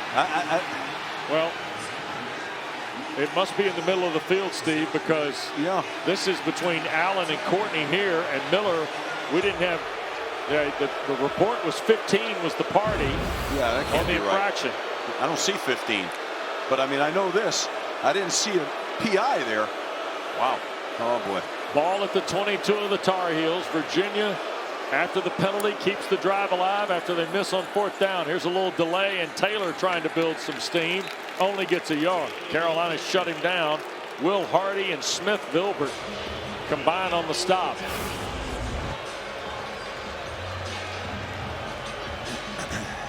I mean, I guess they're calling that bang right there on the 25-yard line for the PI. That's the only contact that occurred on that play. I think the wrong number might have been announced. Yeah, I think it had to be. I'm not sure. I didn't see. So 2nd and 9 after Taylor only got a yard. Look at this little option read, and here goes Jamari Taylor around the edge. He'll be close to a first down. He got edged out by Simpson and Gibson. 7-yard run. Another look here again. Yeah, they're calling. I think they're calling this on 29. Yeah, Marcus Allen. Marcus Allen. I don't know that, but it's got to be because there's contact down the field. Boy, that's a tough call right there. Yeah. Well, they got to get a stop here. It's 3rd and short right now. They've got to get a stop because this could be 2-down territory for Virginia, right? They hand this off and they get a couple of yards here. They're going to go for it on 4th. Pistol set. Carolina with 3 on the line, and now the Tar Heels want a timeout. Crowd is not happy with the pass interference call, among other frustrations from the partisan house here at Kenan Stadium. Yeah, got to get that behind you, though. If you're North Carolina right now, you got to get a stop here. And Virginia, you're saying to your guys right now, you're over in a huddle right now, to me, and the guys saying, can we get a yard and a half, guys? A yard and a half. We got to get some movement up front. We got to be able to get a yard and a half here. We need a first down. We can't settle for 3 here. Dana takes me back to our production meetings with some of these coaches when the old O-line guy up here always says, what are you going to run when you need a yard? I mean, yeah, you should, when you run, to me, when you run for a yard, even if you don't block anybody, I mean, you should be able to hit. The running back should hit and fall for a yard. I mean, come on. But this D-line in North Carolina now, they've been stout today. Yep. And there's not a lot of movement to be had up front, I'll tell you that. So they might decide to roll Chandler Morris out here right now and give him a run-pass option. Virginia's only averaged a yard and a half on the ground, Steve. Here goes Taylor, straight ahead, left side, first down and more, and it'll be 1st and goal. Jamari Taylor, who's been the workhorse for the Cavaliers. He's had 5 100-yard games in his career. He's only got 1 as a Cavalier, and that was 150 at NC State. Watch him here. Low pad, drive your legs, get the first down. That's what a good running back looks like, sounds like. That's what it should be right there. That's the Mizzou transfer. Mekhi Bayer on the back end of that. So 1st and goal here for Morris and the Wahoos. In a 10-10 game, that's Harris in motion. Here's Morris going to flip it for Ennis in the end zone and incomplete. Ennis was battling with Hardy. Boy, Will Hardy's played a lot of football here. Senior from Greater Atlanta Christian in his 46th game as a Tar Heel. Little bootleg protection, give him a good pocket. That's a floater. I don't like floaters down there. You know, those things can get tipped and picked. I'm not into that now. Come on, man. D-line, O-line. Let's see this battle up in here right now. Tight end, 2 receivers to the right. Edgerrin to the bottom of your screen. Morris going to keep it. Chandler Morris up the middle and fumbled the ball. It was loose, and I think Virginia fell on it. Inside the 2. Robinson, I think, banged it away from Chandler Morris. Oh, I think that was a loose ball. That's a heads-up play jumping on that ball. I'm not sure that. Watch this replay. A little cute quarterback draw, and look at him rake that ball. That ball's out, I think. Good headsy play there. Tony Elliott used to tell Chandler Morris when he was just a tyke at Dabo Sweeney's, when they were playing out in the field, just ball security was the #1 thing. 3rd and goal. Here's Morris looking. Backside throw beyond the reach of Ennis, who got knocked around a little bit on his route, but still had plenty of time to gather and could not make the play. Morris might have thrown it beyond his reach. Now 4th and goal, and the Cavaliers are bringing big people into the lineup, Steve. This is the old why high play. This was a George DeLeon special for years at Syracuse, where you hide the tight end, roll the quarterback out, and then try to hit the tight end on the crosser. That was our go-to play. 4th and 1. Great call. Didn't make it happen. Now you got to make it happen on 4th and 1. Ben York has come in as an extra tackle. Taylor's the running back. Morris in the gun. Look at now. Taylor's going to slide to the right. Here's a sprint to the right. They're going to throw for Taylor. It's low and incomplete. Carolina gets the hold. Coleman Bryson, transfer from Minnesota, was out there, but that ball was underthrown to the running back, Jamari Taylor. Credit North Carolina with really good defense. Really good defense. Tar Heels, who've been sturdy most of the day on defense, get a hold of the Cavaliers on a goal to go. We're still tied at 10 in Chapel Hill.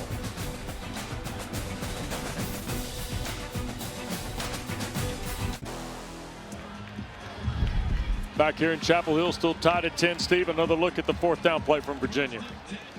Yeah, he got a little off pace because there was penetration inside, but man, oh man, what a missed opportunity for Virginia. 2 shots inside the 1 to get in and score. So Carolina starts 99 yards away at its 1. And Lopez just going to try and sneak and got 3, maybe 4 toward the 5.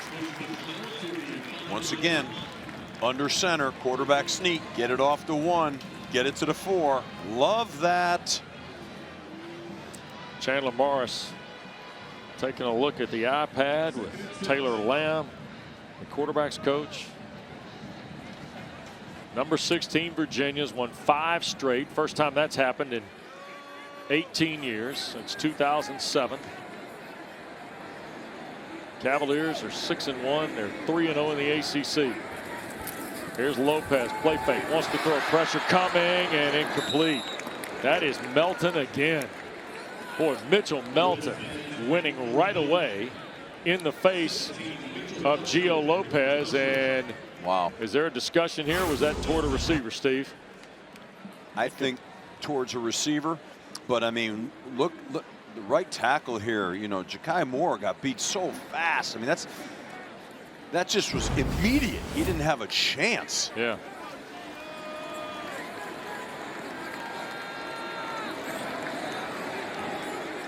So now 3rd down and a half dozen for the Tar Heels. And they're going to sneak the ball on the handoff, and coming up a couple yards short. Robinson the stop on Goss. Yeah, your goal when you come, they call that coming out. And when you're in the coming out zone, your goal is to at least get the first down, and you'd like to get 2 first downs so you can reflip the field again. So this is not ideal. Punting from the back or 3/4 of the way through your end zone and giving a short field here to Virginia.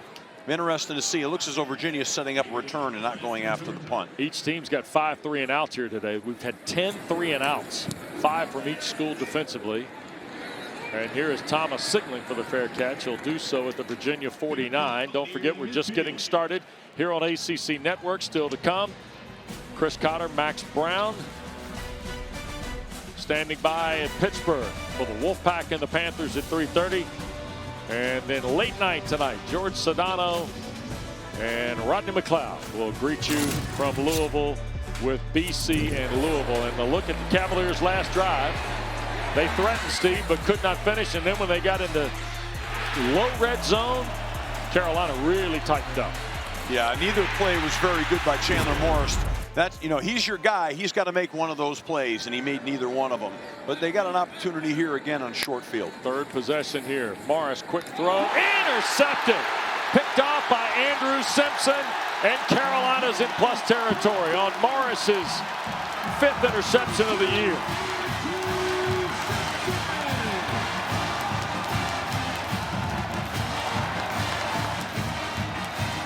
First Virginia turnover of the day.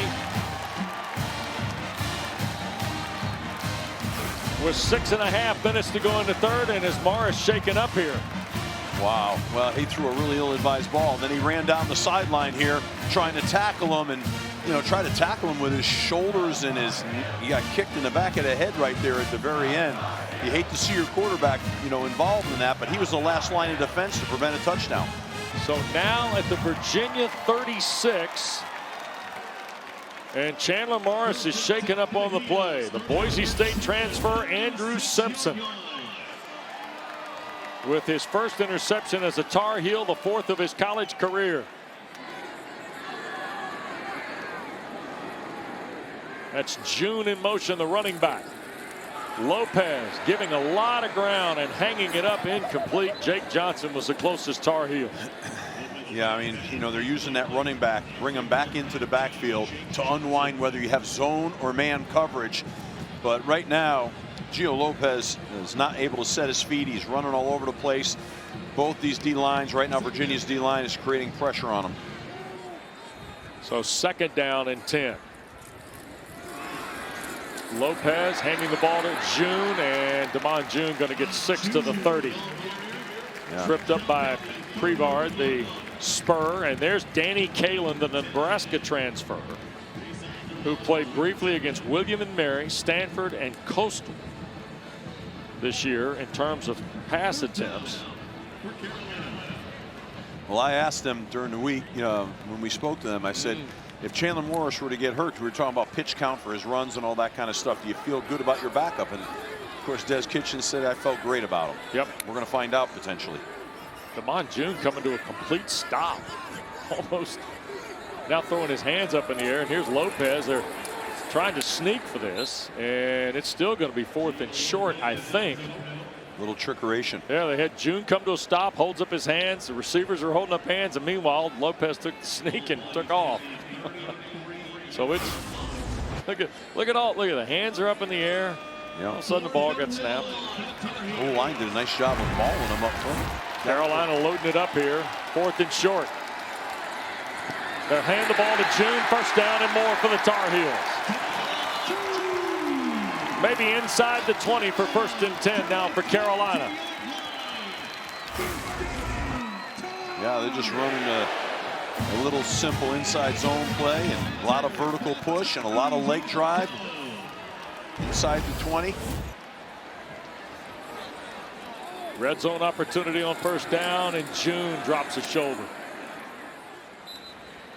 Picks up 2 or 3. Getting a little bit of movement up front, the Carolina O-line, so we'll see. See Lopez, 17 of his first 23. Missed on his last 5. Carolina's been moving it on the ground here. Last couple of snaps.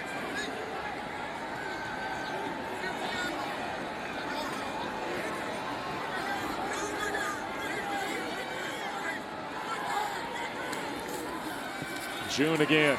Boy, got hit right away. Corey Costner and Jackson, the linebacker. See Costner 18, he was involved. Jackson threw the haymaker in there too. They came off the back edge and plus the box here. Brought a little edge pressure and really plus the box. Carolina had been 128th, only 6 red zone trips. Or 16 red zone trips coming in. Steve, they got 4 today.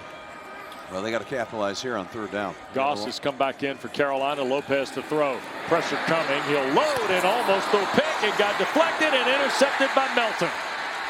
The big defensive end almost got the first throw. It then caromed off a helmet or shoulder pad and up into the air. And Virginia's got a red zone takeaway of Carolina.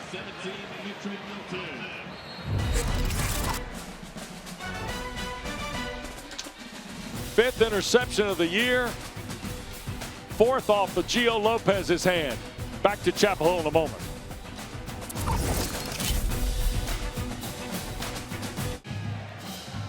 Well, Gio Lopez a moment ago, Steve. The turnover here looked like Melton had a crack at it. Then the ball got deflected up in the air by Carnley. And next thing you know, Melton did get the interception. And here's Jamari Taylor trying to get Virginia started on the ground and avoid Carolina. Smith-Vilbert makes a stop there on the Cavalier running back. Dana, what do you have for us? Well, quarterback Chandler Morris jumped up so fast out of his seat on that interception. So he may be a little banged up, but you wouldn't know it. Coach Elliott said he's a warrior. It's going to take a lot for him to stay on the sidelines, guys. Yep. Yeah, no question, man. That guy's a competitor. You're going to have to drag him off this field. Tar Heels. A lot of that single high today, Steve, defensively, but the front has been the story. Yeah, dominating. On that last run play, they dominated as well. Here goes Taylor, and again, Virginia, who came into the ball game 14th in the ACC, or I'm sorry, 3rd in the ACC, 26th nationally, at almost 204 yards a game. Now, against the league, they dropped off to 168 in their first 3 league games, Steve. They're having a hard time against this Carolina front. Right, because Chandler Morris is their guy, and right now he's struggling.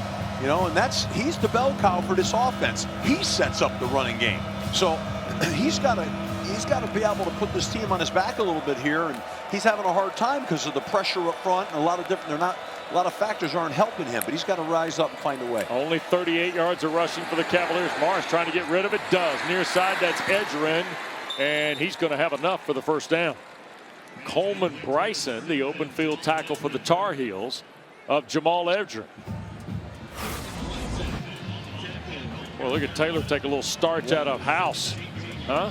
Yeah, they brought a little simulated pressure that time. 4-man rush, dropped an end out, brought a backer. And Taylor just kind of again trying to probe as much as he can for yard 2. Okay, you're the old O-line guy, okay? Yeah. All right. When the running gets hard here, guys keep pecking away, though, right? Do you keep pecking away because you think, hey, eventually they're not going to fit it as well as they fit it before? No, right now, Chandler Morris, he's got to be in charge of the football right now. Throwing it, running it, maybe some read option, some play action pass, move the pocket for him. Don't make him stay in that pocket. He's got to generate the offense. He made a nice throw on that last play, and now they got a manageable second down here. Harrison Whaley has come in for the second down throw. Morris looking for help. He'll check it down to Whaley, and Whaley takes on a man and pushes to the 26. It'll be 3rd and short. That was the veteran Marcus Allen coming up to make the tackle out of Walton High School in suburban Atlanta. Look at this. Down. Here we go. Look. Oh boy. Yeah. Lower his pads. I like that. I like that run. I mean, I like the way that he took on that contact with a low pad. Took it on with his shoulder, and you saw his knees driving. I like that. Now it's 3rd and very manageable here. But I would involve Morris with this play if it were me right now. They're not getting a lot of movement up front. Virginia's just 4 of 13 on 3rd down. They're going to hand the ball to Taylor Whaley rather. Hard run and a first down to the 29. Bayer the stop on Harrison Whaley out of Johnston, Iowa. 14 career 100-yard games. This is his 44th career game. 3,452 yards in a career that began at Northern Illinois, then went to Laramie, Wyoming, and is finishing in Charlottesville, Virginia.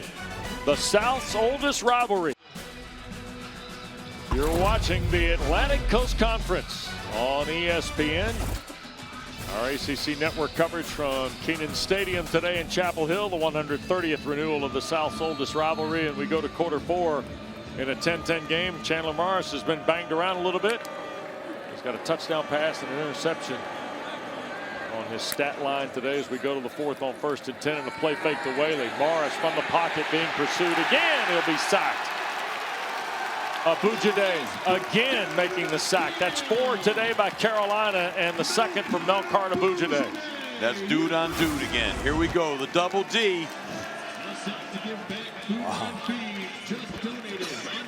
Nice job of skinning the corner and making that play. And this is what's happened all day long with Chandler Morris.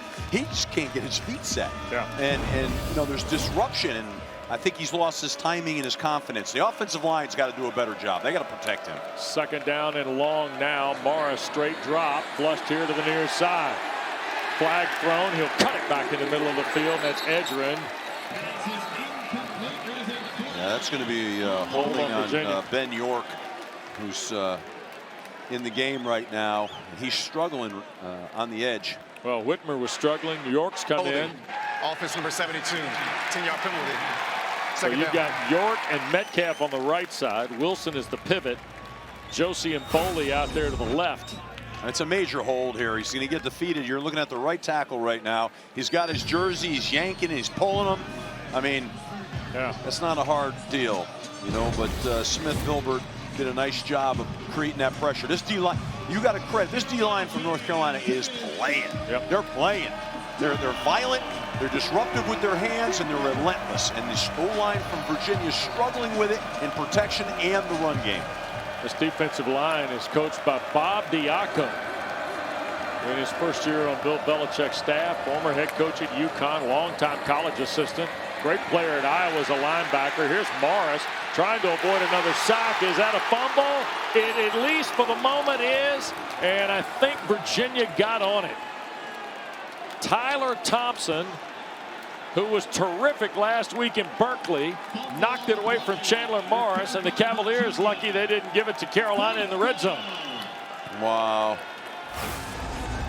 Now you're going to watch Noah Josie here, the left guard, is going to get beat and spun around right there, and that's where it all started. And then they're all running to the ball, and Chandler got pounded in the ground at the end on his shoulder right there. That's a hard hit. He's taking some real shots here today. It's another 3 and out. Or no, beg your pardon, 9 plays. We had the quarter exchange, and now here on the return is Green, dumped over at the 38. So Chandler Morris, we saw him get hurt on the interception he threw to Simpson, and oh yeah, noticeably he's in pain, Wes. Grimacing as he comes to the sideline. Yeah. So they're going to keep an eye on him. Carolina's got a season-high 5 sacks, and they take over. He needs to get Tar Heels at the 38. Steve. He needs to get up off that bench right now, walk down to the 5 dudes playing up front in the offensive line, and he needs to get up in them a little bit and say, hey fellas, we got a season going on here. I need a little protection. We need to bow up and play a little bit stronger right now. Benjamin Hall is the running back for Lopez, who's got a tight end and 3 receivers. Gio to throw on first down, looking here near side, and the catch is made, and that is Tucker again. Madrid Tucker playing for the first time this year. Carolina's got this phase of their program. Some people come to the stadium, they see these guys in the blue sweatsuits. They're just outside the coaching box. And those guys are in the development phase, if you will. Yep. It's a little bit like a practice squad at the NFL level. Well, Madrid Tucker's one of those guys that was wearing a sweatsuit probably earlier this year. There's Lopez being sacked by Jordan Robinson on the corner blitz. Well, Madrid Tucker was one of those guys wearing a sweatsuit, Steve, a couple weeks ago, right? Well, there they are. He's in development, and now he's out of development. And now he's out of development. They have this thing they do on Sunday nights where the development guys play, and it's called Sunday Night Football. Yeah. Mike Lombardi was talking about it earlier this week. Well, Madrid Tucker's one of those stars from Sunday Night Football. Guess what? He's activated today. Yeah, no, that's where it is. As the season goes on, guys get better and better, and they earn the right to play. Davion Gall's in the backfield, and here is Lopez to work. Trying to come out of the pocket, and he gets wrapped up and dropped, and that's Kasim Moore. From Vanceboro, North Carolina, transferred from Elon. He's in the backfield for his second sack. That's the 4th of the day for Virginia. Well, you're going to watch, his rush here, but there's enough time in the pocket right now. He just ran. It's like he had one look down the field and said, I'm taking off with the ball. He did not read the field on that play. That's not really the line's fault there. That's the quarterback. Third 3 and out for Carolina in 4 second-half possessions. We're still tied at 10. Retreating is Thomas. He'll work up the far side again and get to the 25 before Carolina makes a stop. So 11:25 to go. Chandler Morris is coming back out with the Virginia offense. We're tied at 10 in Chapel Hill.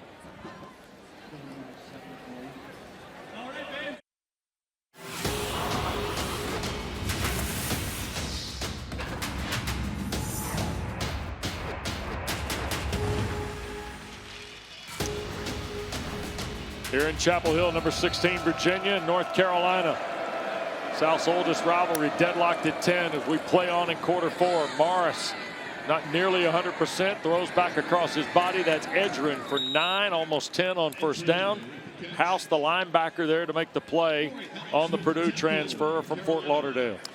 I'm telling you, a healthy Chandler Morris on that play, he runs it himself.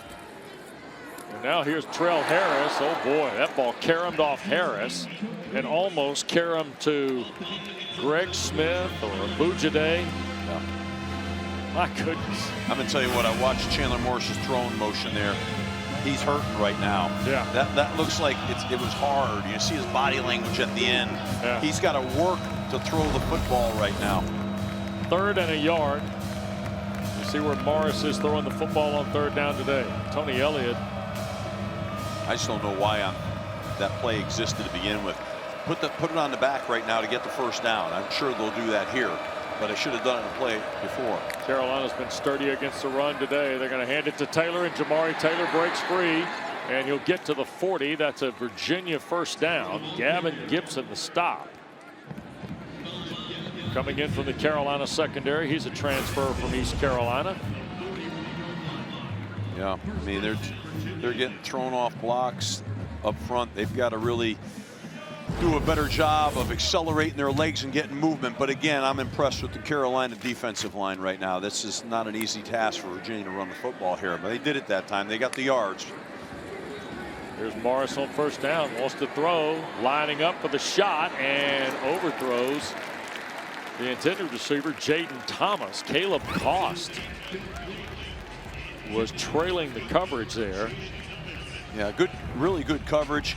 I mean, really, I think that was a forced throw, in my opinion. That's dangerous right there with the safety on top of that, clamping that route. Got to be careful here. Had 2 pieces, had the Trell Harris piece and the Thomas piece, right? Right. Yeah, it was a bad decision. Virginia's first 5 games, they averaged 540 yards a game. Their last 2 has been 269. They're just over 200 yards of offense today. 218 for these Cavaliers. There's a toss. Taylor trying to turn the corner, find a crease. And let's see, they'll step that off to the 43. So it's going to be 3rd and about 8 for Virginia. Cavaliers are finding the road a little tough to hoe today, Steve. They are 6 of 15 on 3rd down. Yeah, they're off schedule all the time right now. And so they're off schedule here on 3rd and long. That's because their first and second down plays have no level of consistency. And, now, it's going to take a big play by Morris and one of his receivers, I would imagine here. Tar Heels bringing the blitz. Here's the throw to Taylor, trying to ride the Ennis block. Can't get very far. Great run pursuit by Carolina. That's Greg Smith, a Florida transfer who played just 5 games a year ago for the Gators. Really, picking up a tackle. I mean, just runs right through the block and makes a play right there. Really, really well done. That was quite a defensive play, forcing into a punt here right now. There is no consistency, no continuity on offense for Virginia right now. It's becoming a defensive struggle here, a defensive battle. Sparks to punt it away. Will Hardy stands at the 8 of the Tar Heels. Oh, what a high spiral by Sparks. Hardy going to ask for and make the fair catch at the 9. So 10-10 the score. It's a 48-yard punt. Tar Heels have gotten stops. The latest. Look at Smith make this play on Taylor in the open field.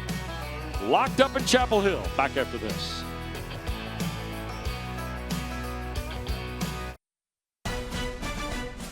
ACC Network College Football. is presented by Ice Cold Dr. Pepper. College football, it's a pepper thing. Water tower that's adjacent to the UNC hospital behind the stadium here in Chapel Hill. Bill Belichick, 73 years of age, in his first campaign in Chapel Hill. His team tied with Virginia at 10-all, looking for their first win in the ACC. Carolina's last win over a top 20 team almost 4 years ago when the Tar Heels beat Wake Forest in a shootout here, 58-55. It was like CFL game, Steve. Yeah. Inside, they hand the ball, and going to work was Benjamin Hall. Maybe a yard off the 9. Fifth possession of this second half for Carolina. They've had 3 3-and-outs of their first 4 in the frame. You see the action still to come. Mark Jones, Roddy Jones, Quint Kesnick tonight at the Hard Rock. I'm as interested to see how number 9 Miami answers the bell, Steve, after last Friday night. Yeah, they got to come out strong. They've got to play well and play with confidence. Carson Beck 4 picks the other night and a loss to Louisville. Cards and BC late night on ACC Network. Here's Lopez, quick throw, and I think that's Clower the catcher. Is that Tucker? That is Tucker. Another grab for Madrid Tucker. Well, good thing they got him a jersey today. Well, they hit a nice outcut, got themselves some yardage, put him into 3rd and 4. And be interested to see now, are they going to start an empty, motion the back in to unwind the defense again? Or will they just stay in empty? Are they throwing it here? These are the questions. They need a first down now. This has been a defensive battle. And someone's got to get some first downs and create an explosive play here. 3rd down for Carolina. McGill in the backfield. They're going to hand it to McGill, and he's got the first down. Jalen McGill rides it out to the 22. Hammond the tackle for Virginia. Carolina with 7.5 to go here in the 4th. Now, Steve, given some of the Tar Heel struggles offensively, is this the drive? If you're Freddie Kitchens, is this the one Bill Belichick has to make the 4-down decision on? Here's McGill again, trying to step from one tackle. He's going to get almost 3, maybe 4. Robinson finally pulls him down. Well, I don't know that you make a crazy 4th down decision, right? The game's tied. So I think, yes, I think maybe you make a short 4th down decision if you have that in front of you. Right. But a long one, I think you keep playing. You got to rely on your defense a little bit. Yep. Here's Lopez, going to hand it again. This is Hall bouncing it outside, and that's another first down. So Carolina is now finding traction in the run game with the combination of McGill and Benjamin Hall. Benjamin Hall, one of my dudes. Tough, physical runner, plus runner. That's what they need right now. Played 11 games in 2 years at Ann Arbor for Michigan. He'll get the carry here on first down again, and he'll step across the 40 out to the 42. That's 9 on first down for Hall. Jake Johnson helped with the block. Yeah, Jake is a really good athlete. I really like Jake. Had him with his brother at A&M and felt like he had a really tall ceiling in terms of as a receiver and developing as a blocker. I think he can be a really fine player. Well, they're in 2nd and short. That's where Carolina wants to be. Hand the ball off. Lopez going to throw. Backside catch. That's Tucker again, I think. 7th catch of the day for Madrid Tucker. Out to the 48 and a first down. Carnley was there for Virginia defensively. That's the RPO game, which I love the RPO game, but sometimes, you'll find that ball's thrown more than handed off, and right now you got to get first downs, and that was an easy first down. 7 grabs for 38. Lopez now in the pocket. Reroutes, going to sidearm it here to the near side and Ship up the ladder to make the catch. What a grab by Jordan Ship. He's going to do a great job of elevating here and making this catch. Gio stays alive here, makes a play. Look at that catch. Get both feet in. Nicely done. Guys are stepping up around Gio right now and making plays, running the football, throwing the football. The only thing I would say right now is be careful with the football. Right now, ball security here and keep the drive going. Don't get impatient. Chunks at a time. Inside 5 to go. Play fake by Lopez. Wants to throw. Cavaliers are going to get him on the ground. That's what I'm talking about with the RPOs right now. That was an RPO, and he decided he was going to throw it, and then he couldn't last minute throw it. And now it pulls you a little bit off your schedule. So now you're back in this third and medium category again here. Anthony Britton, the tackle for Virginia. To your point, Wes, I think here's the situation on third down. If you can get at least half of this, I think Bill Belichick's got a decision to make. I think you're going for it on fourth down if you can get close enough to keep the chains moving. This will be interesting to see what happens on this, but they're in empty right now. Yeah. Four-man front for the Cavaliers. Snap to Lopez. They bring a fifth, and a flag is thrown. Procedure on Carolina. Somebody left early.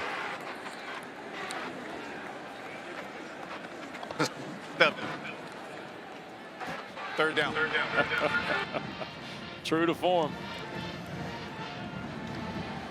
Well, that's not what Coach Belichick wanted right now. No. You went from third and medium to third and long. Changes your whole mindset right now. Now you went from possible two downs to get a first down to now you got a big play to even give you that as a consideration. And now you're probably, let's see if he runs it here or does he run a screen or a draw here. Interesting to see what he does. Hall's in the backfield with Lopez. They go 2 by 2. Do the Tar Heels on 3rd and 9. They have to get to the Virginia 42 for a first down. Lopez to throw. Pressure coming. Gio looks, pumps, and he will drive it to the 46. It'll be 4th and 4. Yeah, Tackle was made by Robinson and also Holmes for the Cavaliers. And they're going to punt with McGinnis. Yeah, I think it's the right call, 4th and 4. And lean on the defense. Yeah, I think you lean on the defensive field position here. You try to pin this thing inside the 10, let your defense play, because, you've been a little herky-jerky on offense. Your run game's been your most consistent thing, but that's a long way to go on 4th and 4 right there. So I think this is a good call. 10 plays in plus territory. McGinnis held it for a moment. Now just going to kind of hang it down the field. Carolina watches it check up pretty quick. Tar Heels are going to touch it up around the 8-yard line. Wow. 10 all in Chapel Hill. 3:11 to go.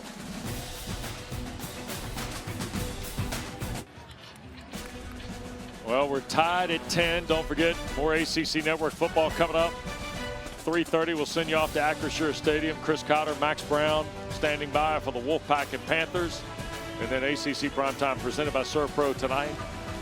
Boy, Derby City will be lit. Number 19, Louisville hosts BC. And you see Chandler Morris. It's been a rough and tumble Saturday for the veteran from Highland Park, Texas. Oh, man. Man, oh man, Mama said there'd be days like this. There'd be days like this. He's getting rocked. Virginia has seen Chandler Morris sacked 5 times. They came in having only allowed 5. And here is Jamari Taylor trying to get something on the ground and maybe gets 3. Not a lot of movement there. The ball get knocked out. Maybe late. I think already ruled down. Okay. There's referee Darryl DeBerry. Yeah. And let's see. And oof. Wow. Snapped the ball. So Taylor's got 60 yards on 17 carries. You see Virginia, the note there, 1 of 5 without a fumble this year. They might have had one there and skated it. Snap to Morris from the pocket. Quick throw behind Harris. Caleb Cost. If he puts his hands up, it might hit him. There's a flag thrown in the backfield. Was there a late hit on Morris here? Yes. Low. I think there was a low late hit. Personal foul from the passer. Oh, boy. Got it.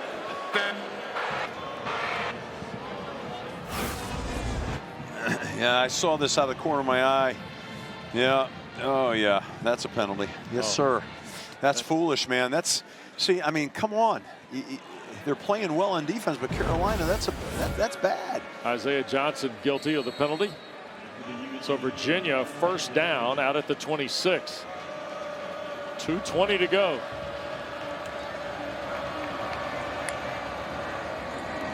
Morris, quick throw. That's Edgerrin. First down, tried to step away, got to the 40, and holding on is Bryson to get him on the ground at the 41. Yeah, that was a nice throw, and I really like the effort. Virginia may try and get a snap here if they can hurry before the 2-minute timeout. They're set. They get it pulled. Here's Morris looking to throw and overshoots Ennis. Incomplete. That'll take us to the 2-minute timeout in Chapel Hill. 1:57 to play. Number 16, Virginia. They've had a flare. We control our own destiny, but we got to take it one day at a time. That was last Saturday night after they beat Washington State. And now inside of 2 minutes, here's Harrison Whaley trying to keep the drive alive. It's going to be 3rd and long for Virginia. Clock continuing to move under 2 minutes. Cavaliers have all 3 timeouts. I'll tell you what, now he fired me up. I'm standing here. I got a little juice listening to him. I love that. Now, if this offensive line would get a little juice and knock the defensive line back for them, that'd help them. 3rd down and 7. 1:25 and counting, you see on the clock. It is 3rd down here. Morris with 3 to his left. Carolina brings 5. Morris in trouble, and he'll be sacked for a 6th time, and that's Abujade again. And with 1:08 to go in a 10-10 game. Now, that was good defense by Carolina. They showed 5, brought 4. So Carolina takes one of their 2 remaining timeouts here, Steve. Yeah, they showed with 1:08 to go. Showed 5 and brought 4 and beat the line with a 4-man rush. Got great penetration and sacked the guy that's not easy to sack. So, I mean, that was a play right there now. And, you know, they needed that on defense, and they made it. This is a battle of defense. Battle of defense, and the clock is ticking down. Well, these 2 teams that have played a lot of football since the series began in 1892. Today, the 130th meeting. And the 50th time they played here at Kenan Stadium.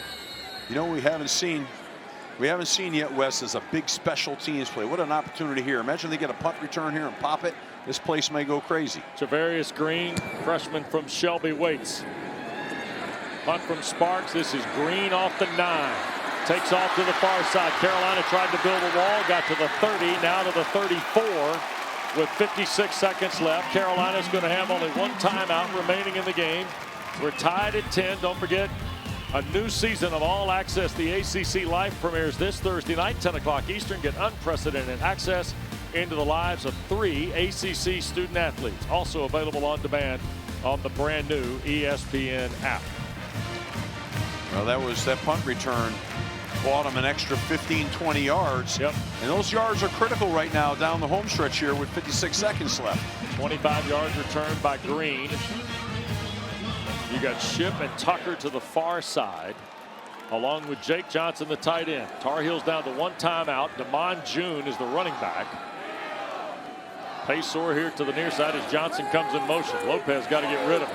Trying to throw back inside. They got it to Tucker, and he only got a couple of yards with 50 seconds left. That's a double slip screen right there where they release linemen to both sides, and they read the rush and decide which way they're going to, and didn't get a ton out of it. Nope. Maybe 3 on the play. 2nd and 7, and the clock rolling. Tar Heels only with the 1 timeout. Lopez on the drop. Now Bales to his left. Going to sidearm throw it here to near side and offline for Shipp. With 26 seconds left and a flag is thrown. Is this a late hit on Virginia or a hold? Holding. Offense number 58. 10-yard penalty. 2nd down. That's on Austin Blaski. Yeah. I wasn't sure because there was a little bit of a high hit on the quarterback right there at the very end. Yep. And he got nervous that they were going to get a penalty on that, but it's holding, and that's equally bad right now. Well, you got 26 seconds left. It's 2nd in the world here.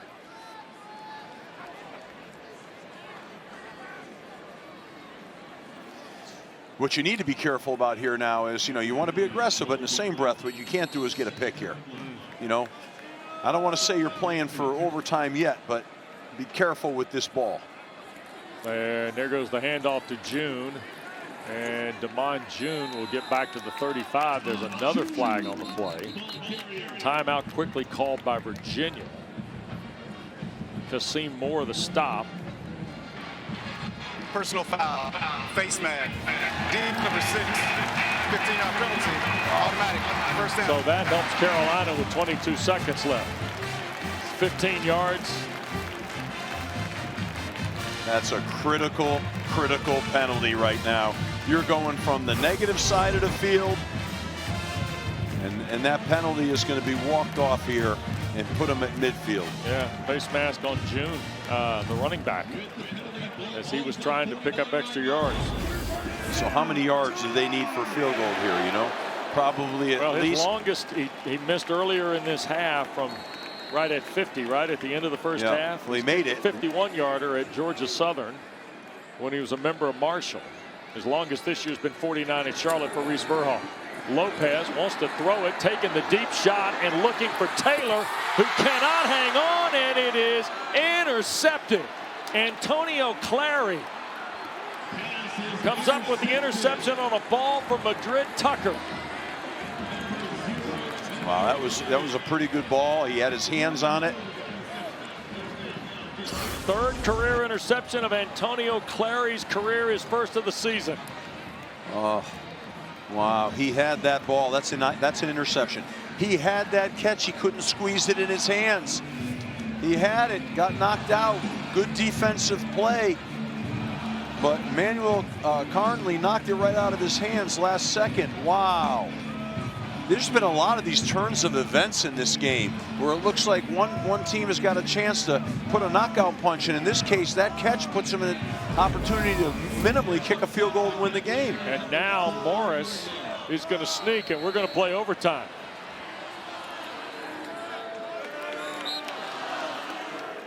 And we're going to take a timeout in Chapel Hill.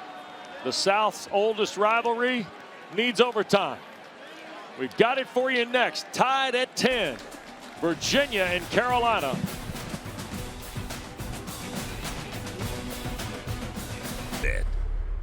It's crunch time. In the first overtime, each team gets a possession starting at the opponent's 25-yard line. If it goes to a second overtime, teams again start at the 25-yard line, but must attempt a two-point conversion after a touchdown with no extra points allowed.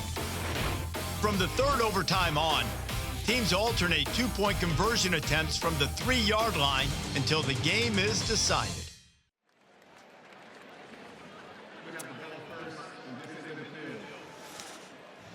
Carolina won the toss. Virginia will get it first on offense as we go to overtime in the South's oldest rivalry. 10-10 our score.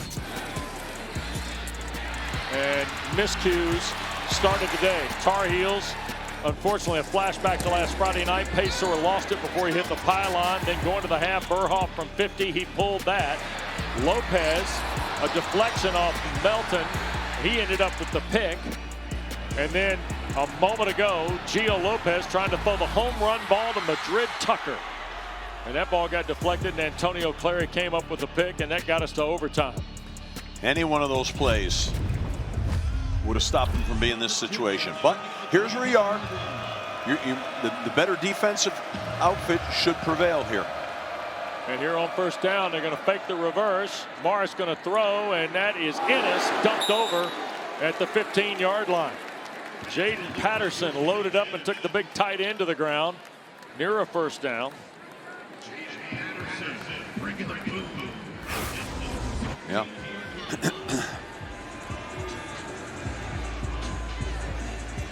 Well, now their play selection should be interesting here. You know, they want to stay on schedule. They've really struggled to run the football with consistency. They've had a few runs, but not a lot. Not something you feel like you can hang your hat on right now. Jamari Taylor in the pistol with Chandler Morris. Straight ahead, they're going to run with Taylor. He's got the first down.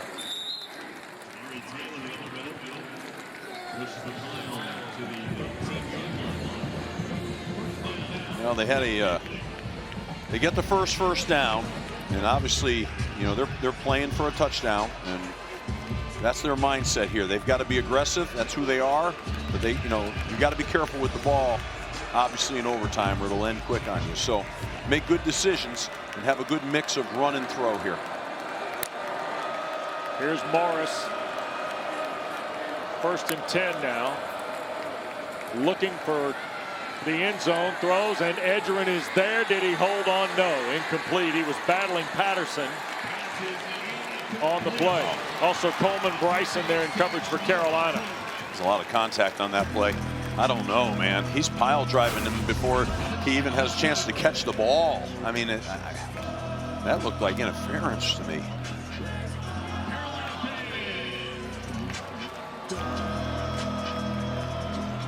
I'd like to see, if they're going to throw it, I'd like to see him move the pocket here a little bit for Chandler.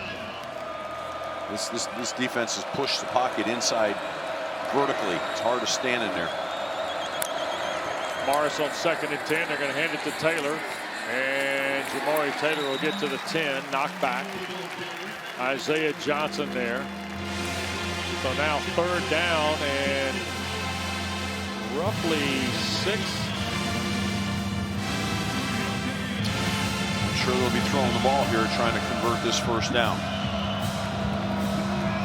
And field goals are hard to live with in overtime, aren't they, Steve? Oh, yeah. You want to get touchdowns, and that's why you want to play defense first, so you know what you're up against. Tight end to the right, 3 receivers to the top. Morris with the play clock down to 3. Resets Taylor. Takes the snap. Coming to his left goes Morris. Turning the corner, and he dives for what I think is 1st and goal, and it is at the 3. What a gutty play by a guy who's nowhere near 100%. The Cavalier quarterback, Chandler Morris. You know, Wes, that really was a gutty play, and I've been looking for that. I know he's hurt. I got it, and I give him a lot of credit. But you got to go get it. You know, you're the dude on this offense. You're the guy. You're the competitor. Yep. This is go time. And he made that go time. He did it. There was no doubt he was going to lower his shoulder and go get a 1st down. And that's not over yet. I think you need to see a little more of him here to punch one in. And Tony Elliott, is he thinking about burning a timeout here? I think he is and will. So it's 1st and goal at the 3 for Virginia. In a 10-10 game, we've had a scoreless 2nd half.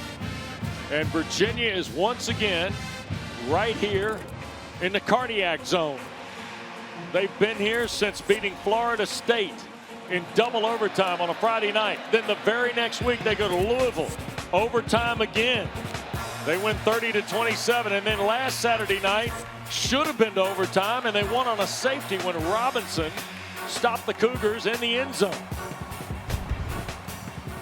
Steve and Dana, here we are again, and it's funny, Dana, Tony Elliott just kind of very cool and calm. Doesn't necessarily want these games to be like this, but never too high, never too low, it feels like, Dana. Neither is his quarterback, Chandler Morris, who actually called and signaled for that timeout, Wes. But Tony Elliott was really honest with us after that win last weekend. We haven't won anything. We haven't even reached our goals, so the ceiling is really high for these Cavaliers.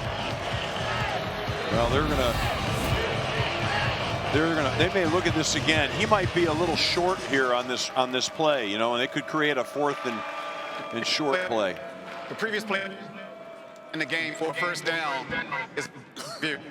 So they're going to go back and have a look at the Chandler Morris run. Remember, he's got to get to the 3. And I don't know if there's enough there to reset the football short or not, at least from the angle we just saw. Yeah, and I don't know if this angle here is a better angle. And it looks as though he could be a little bit short here. Right. Yeah. That would be a heartbreaker if they call a timeout, and that's what spilled them into this situation right now to be reviewed. Yeah, but Coleman Bryson was the guy that collided with Morris. Yeah. Feels like he's going to be measured short here when all is done. It's close. It's where where's the ball?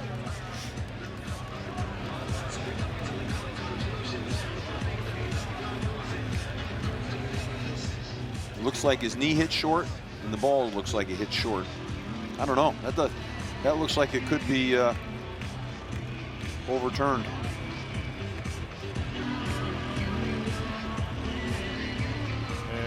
I mean, yeah, I mean, how about that decision, though, huh? If Yeah. it's short, he's got to say, do I take 3 or do I go for it? We do not have the communication access with the game ops center. After further review, the ruling on the field of first down is upheld. Well, there you go. Okay, well done. Okay. Well, the first major decision is avoided because that would have been a tough decision now. All right. They probably got better angles than we have.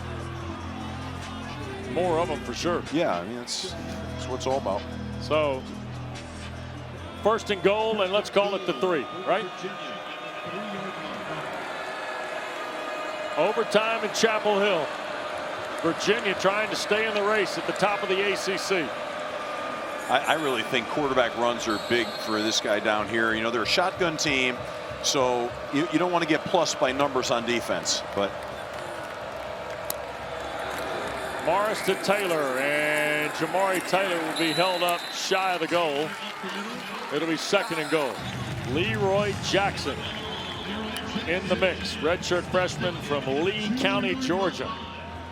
well, he got half of it, but he's running into a stone wall here again. I wonder They if ran we'll that little speed option in the first half. speed option or some sort of quarterback run where the back is blocking for him too to equate the numbers. I'd be surprised if we don't see that here. But the back is forward now. The tailback is forward towards the line of scrimmage, so it doesn't look like he's getting it. Oh, they snapped it to him. Direct snap to Taylor, and he's in for the touchdown. Very similar to the direct snap they ran at Louisville, Steve, 2 weeks ago in overtime.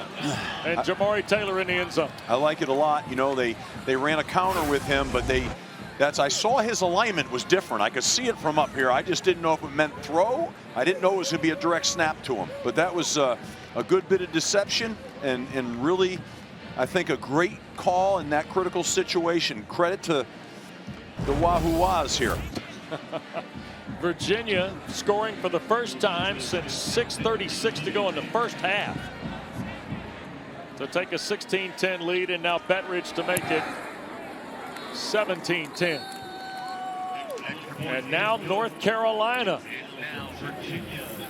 comes up to the plate, and the Tar Heels have to match. And Bill Belichick's last overtime win, the 2018 AFC Championship game when they beat Kansas City 37-31. Now that's a long time ago, but I tell you, he knows what he needs to do right now, right? I mean, that's the benefit of playing defense. It's okay. It's clear now. We don't have a lot of stressful decisions in terms of, we got to score a touchdown. And then the next stressful decision would be if you do score a touchdown, by chance, do you say, go for two and win it? That's the way I'm thinking that Carolina may play this, Steve. Depends on how good they feel about the two-point play they have, whatever they've been working on. Right. Benjamin Hall is the running back with Gio Lopez.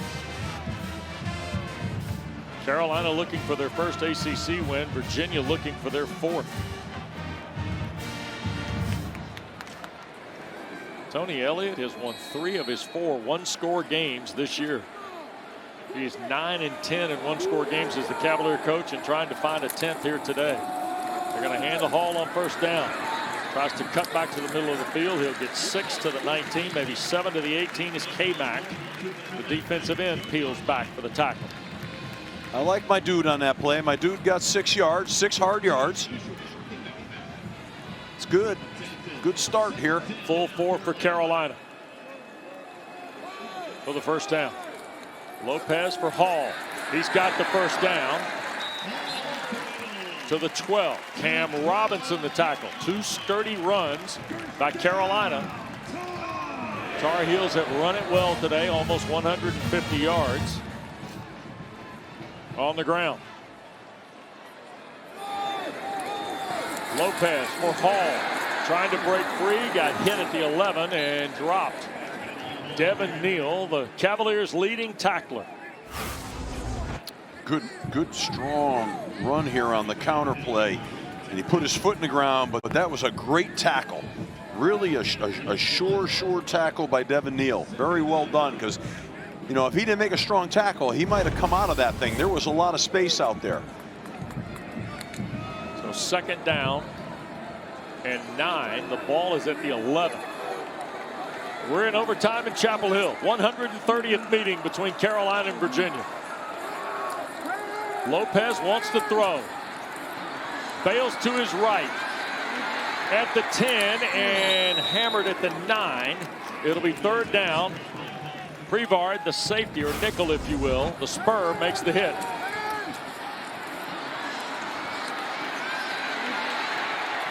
Boy, another big collision in this game. So it is now third down and 7, Steve. Third down to 7 now. You know you got 2 downs because, I mean, there's no question what needs to happen here. So you got to say to yourself, okay, let's at least get half of this thing. At a minimum, we got to get half of that. And that's on Gio right now to make good decisions here out of empty. Goss is coming to game. Lopez, the throw to the far side. This is Goss at the 5. Touchdown, Carolina. And Carolina's going for 2.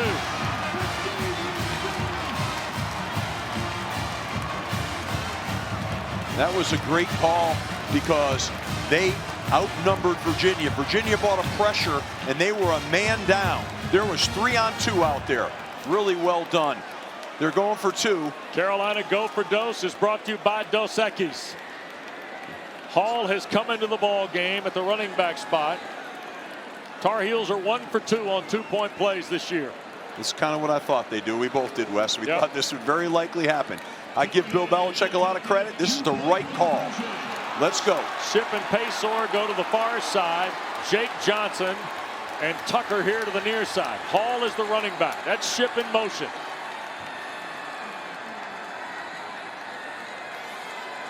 Snap. Lopez to his left. Throws. It's caught. And Hall did not get in, and Virginia wins. Game is not over. Darryl DeBerry, the referee, telling you the game is not over. Oh my. The ball carrier, wow. The goal line. The previous play is under further review. So the ball did not cross the plane, at least on the early look. Or it didn't hit the pylon until after he was down. You talk about game of inches. Well, it's coming down to a 2-point play in overtime and inches. Look at that, inches. They'll go to review on this at the Game Operations Center and see what they have. But a first look, and we're showing you everything that our director Drew Shabby and our producer Ben Ward have at our disposal. You would say, based off of that replay, he's short. Right. And what an effort. What an effort by both teams. What an effort. So the teams have stayed at their respective benches at the request of referee DeBerry. Virginia fans have seen the replay that some of you have seen on our screen here. They think the game is over. And Hall was stopped.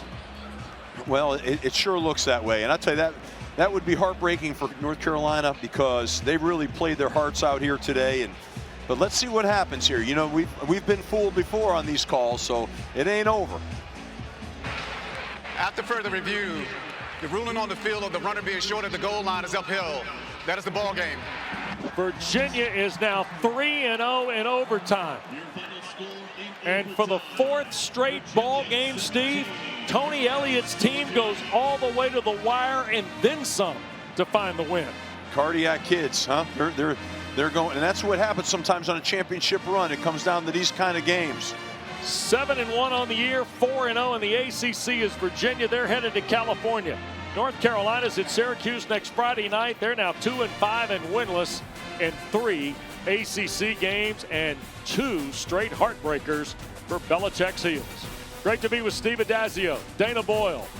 Thanks to Ben Ward, our producer, Drew Shabby, our director. We'll see you next Saturday at Clemson. Now off to Pitt we go, the Panthers and Wolfpack.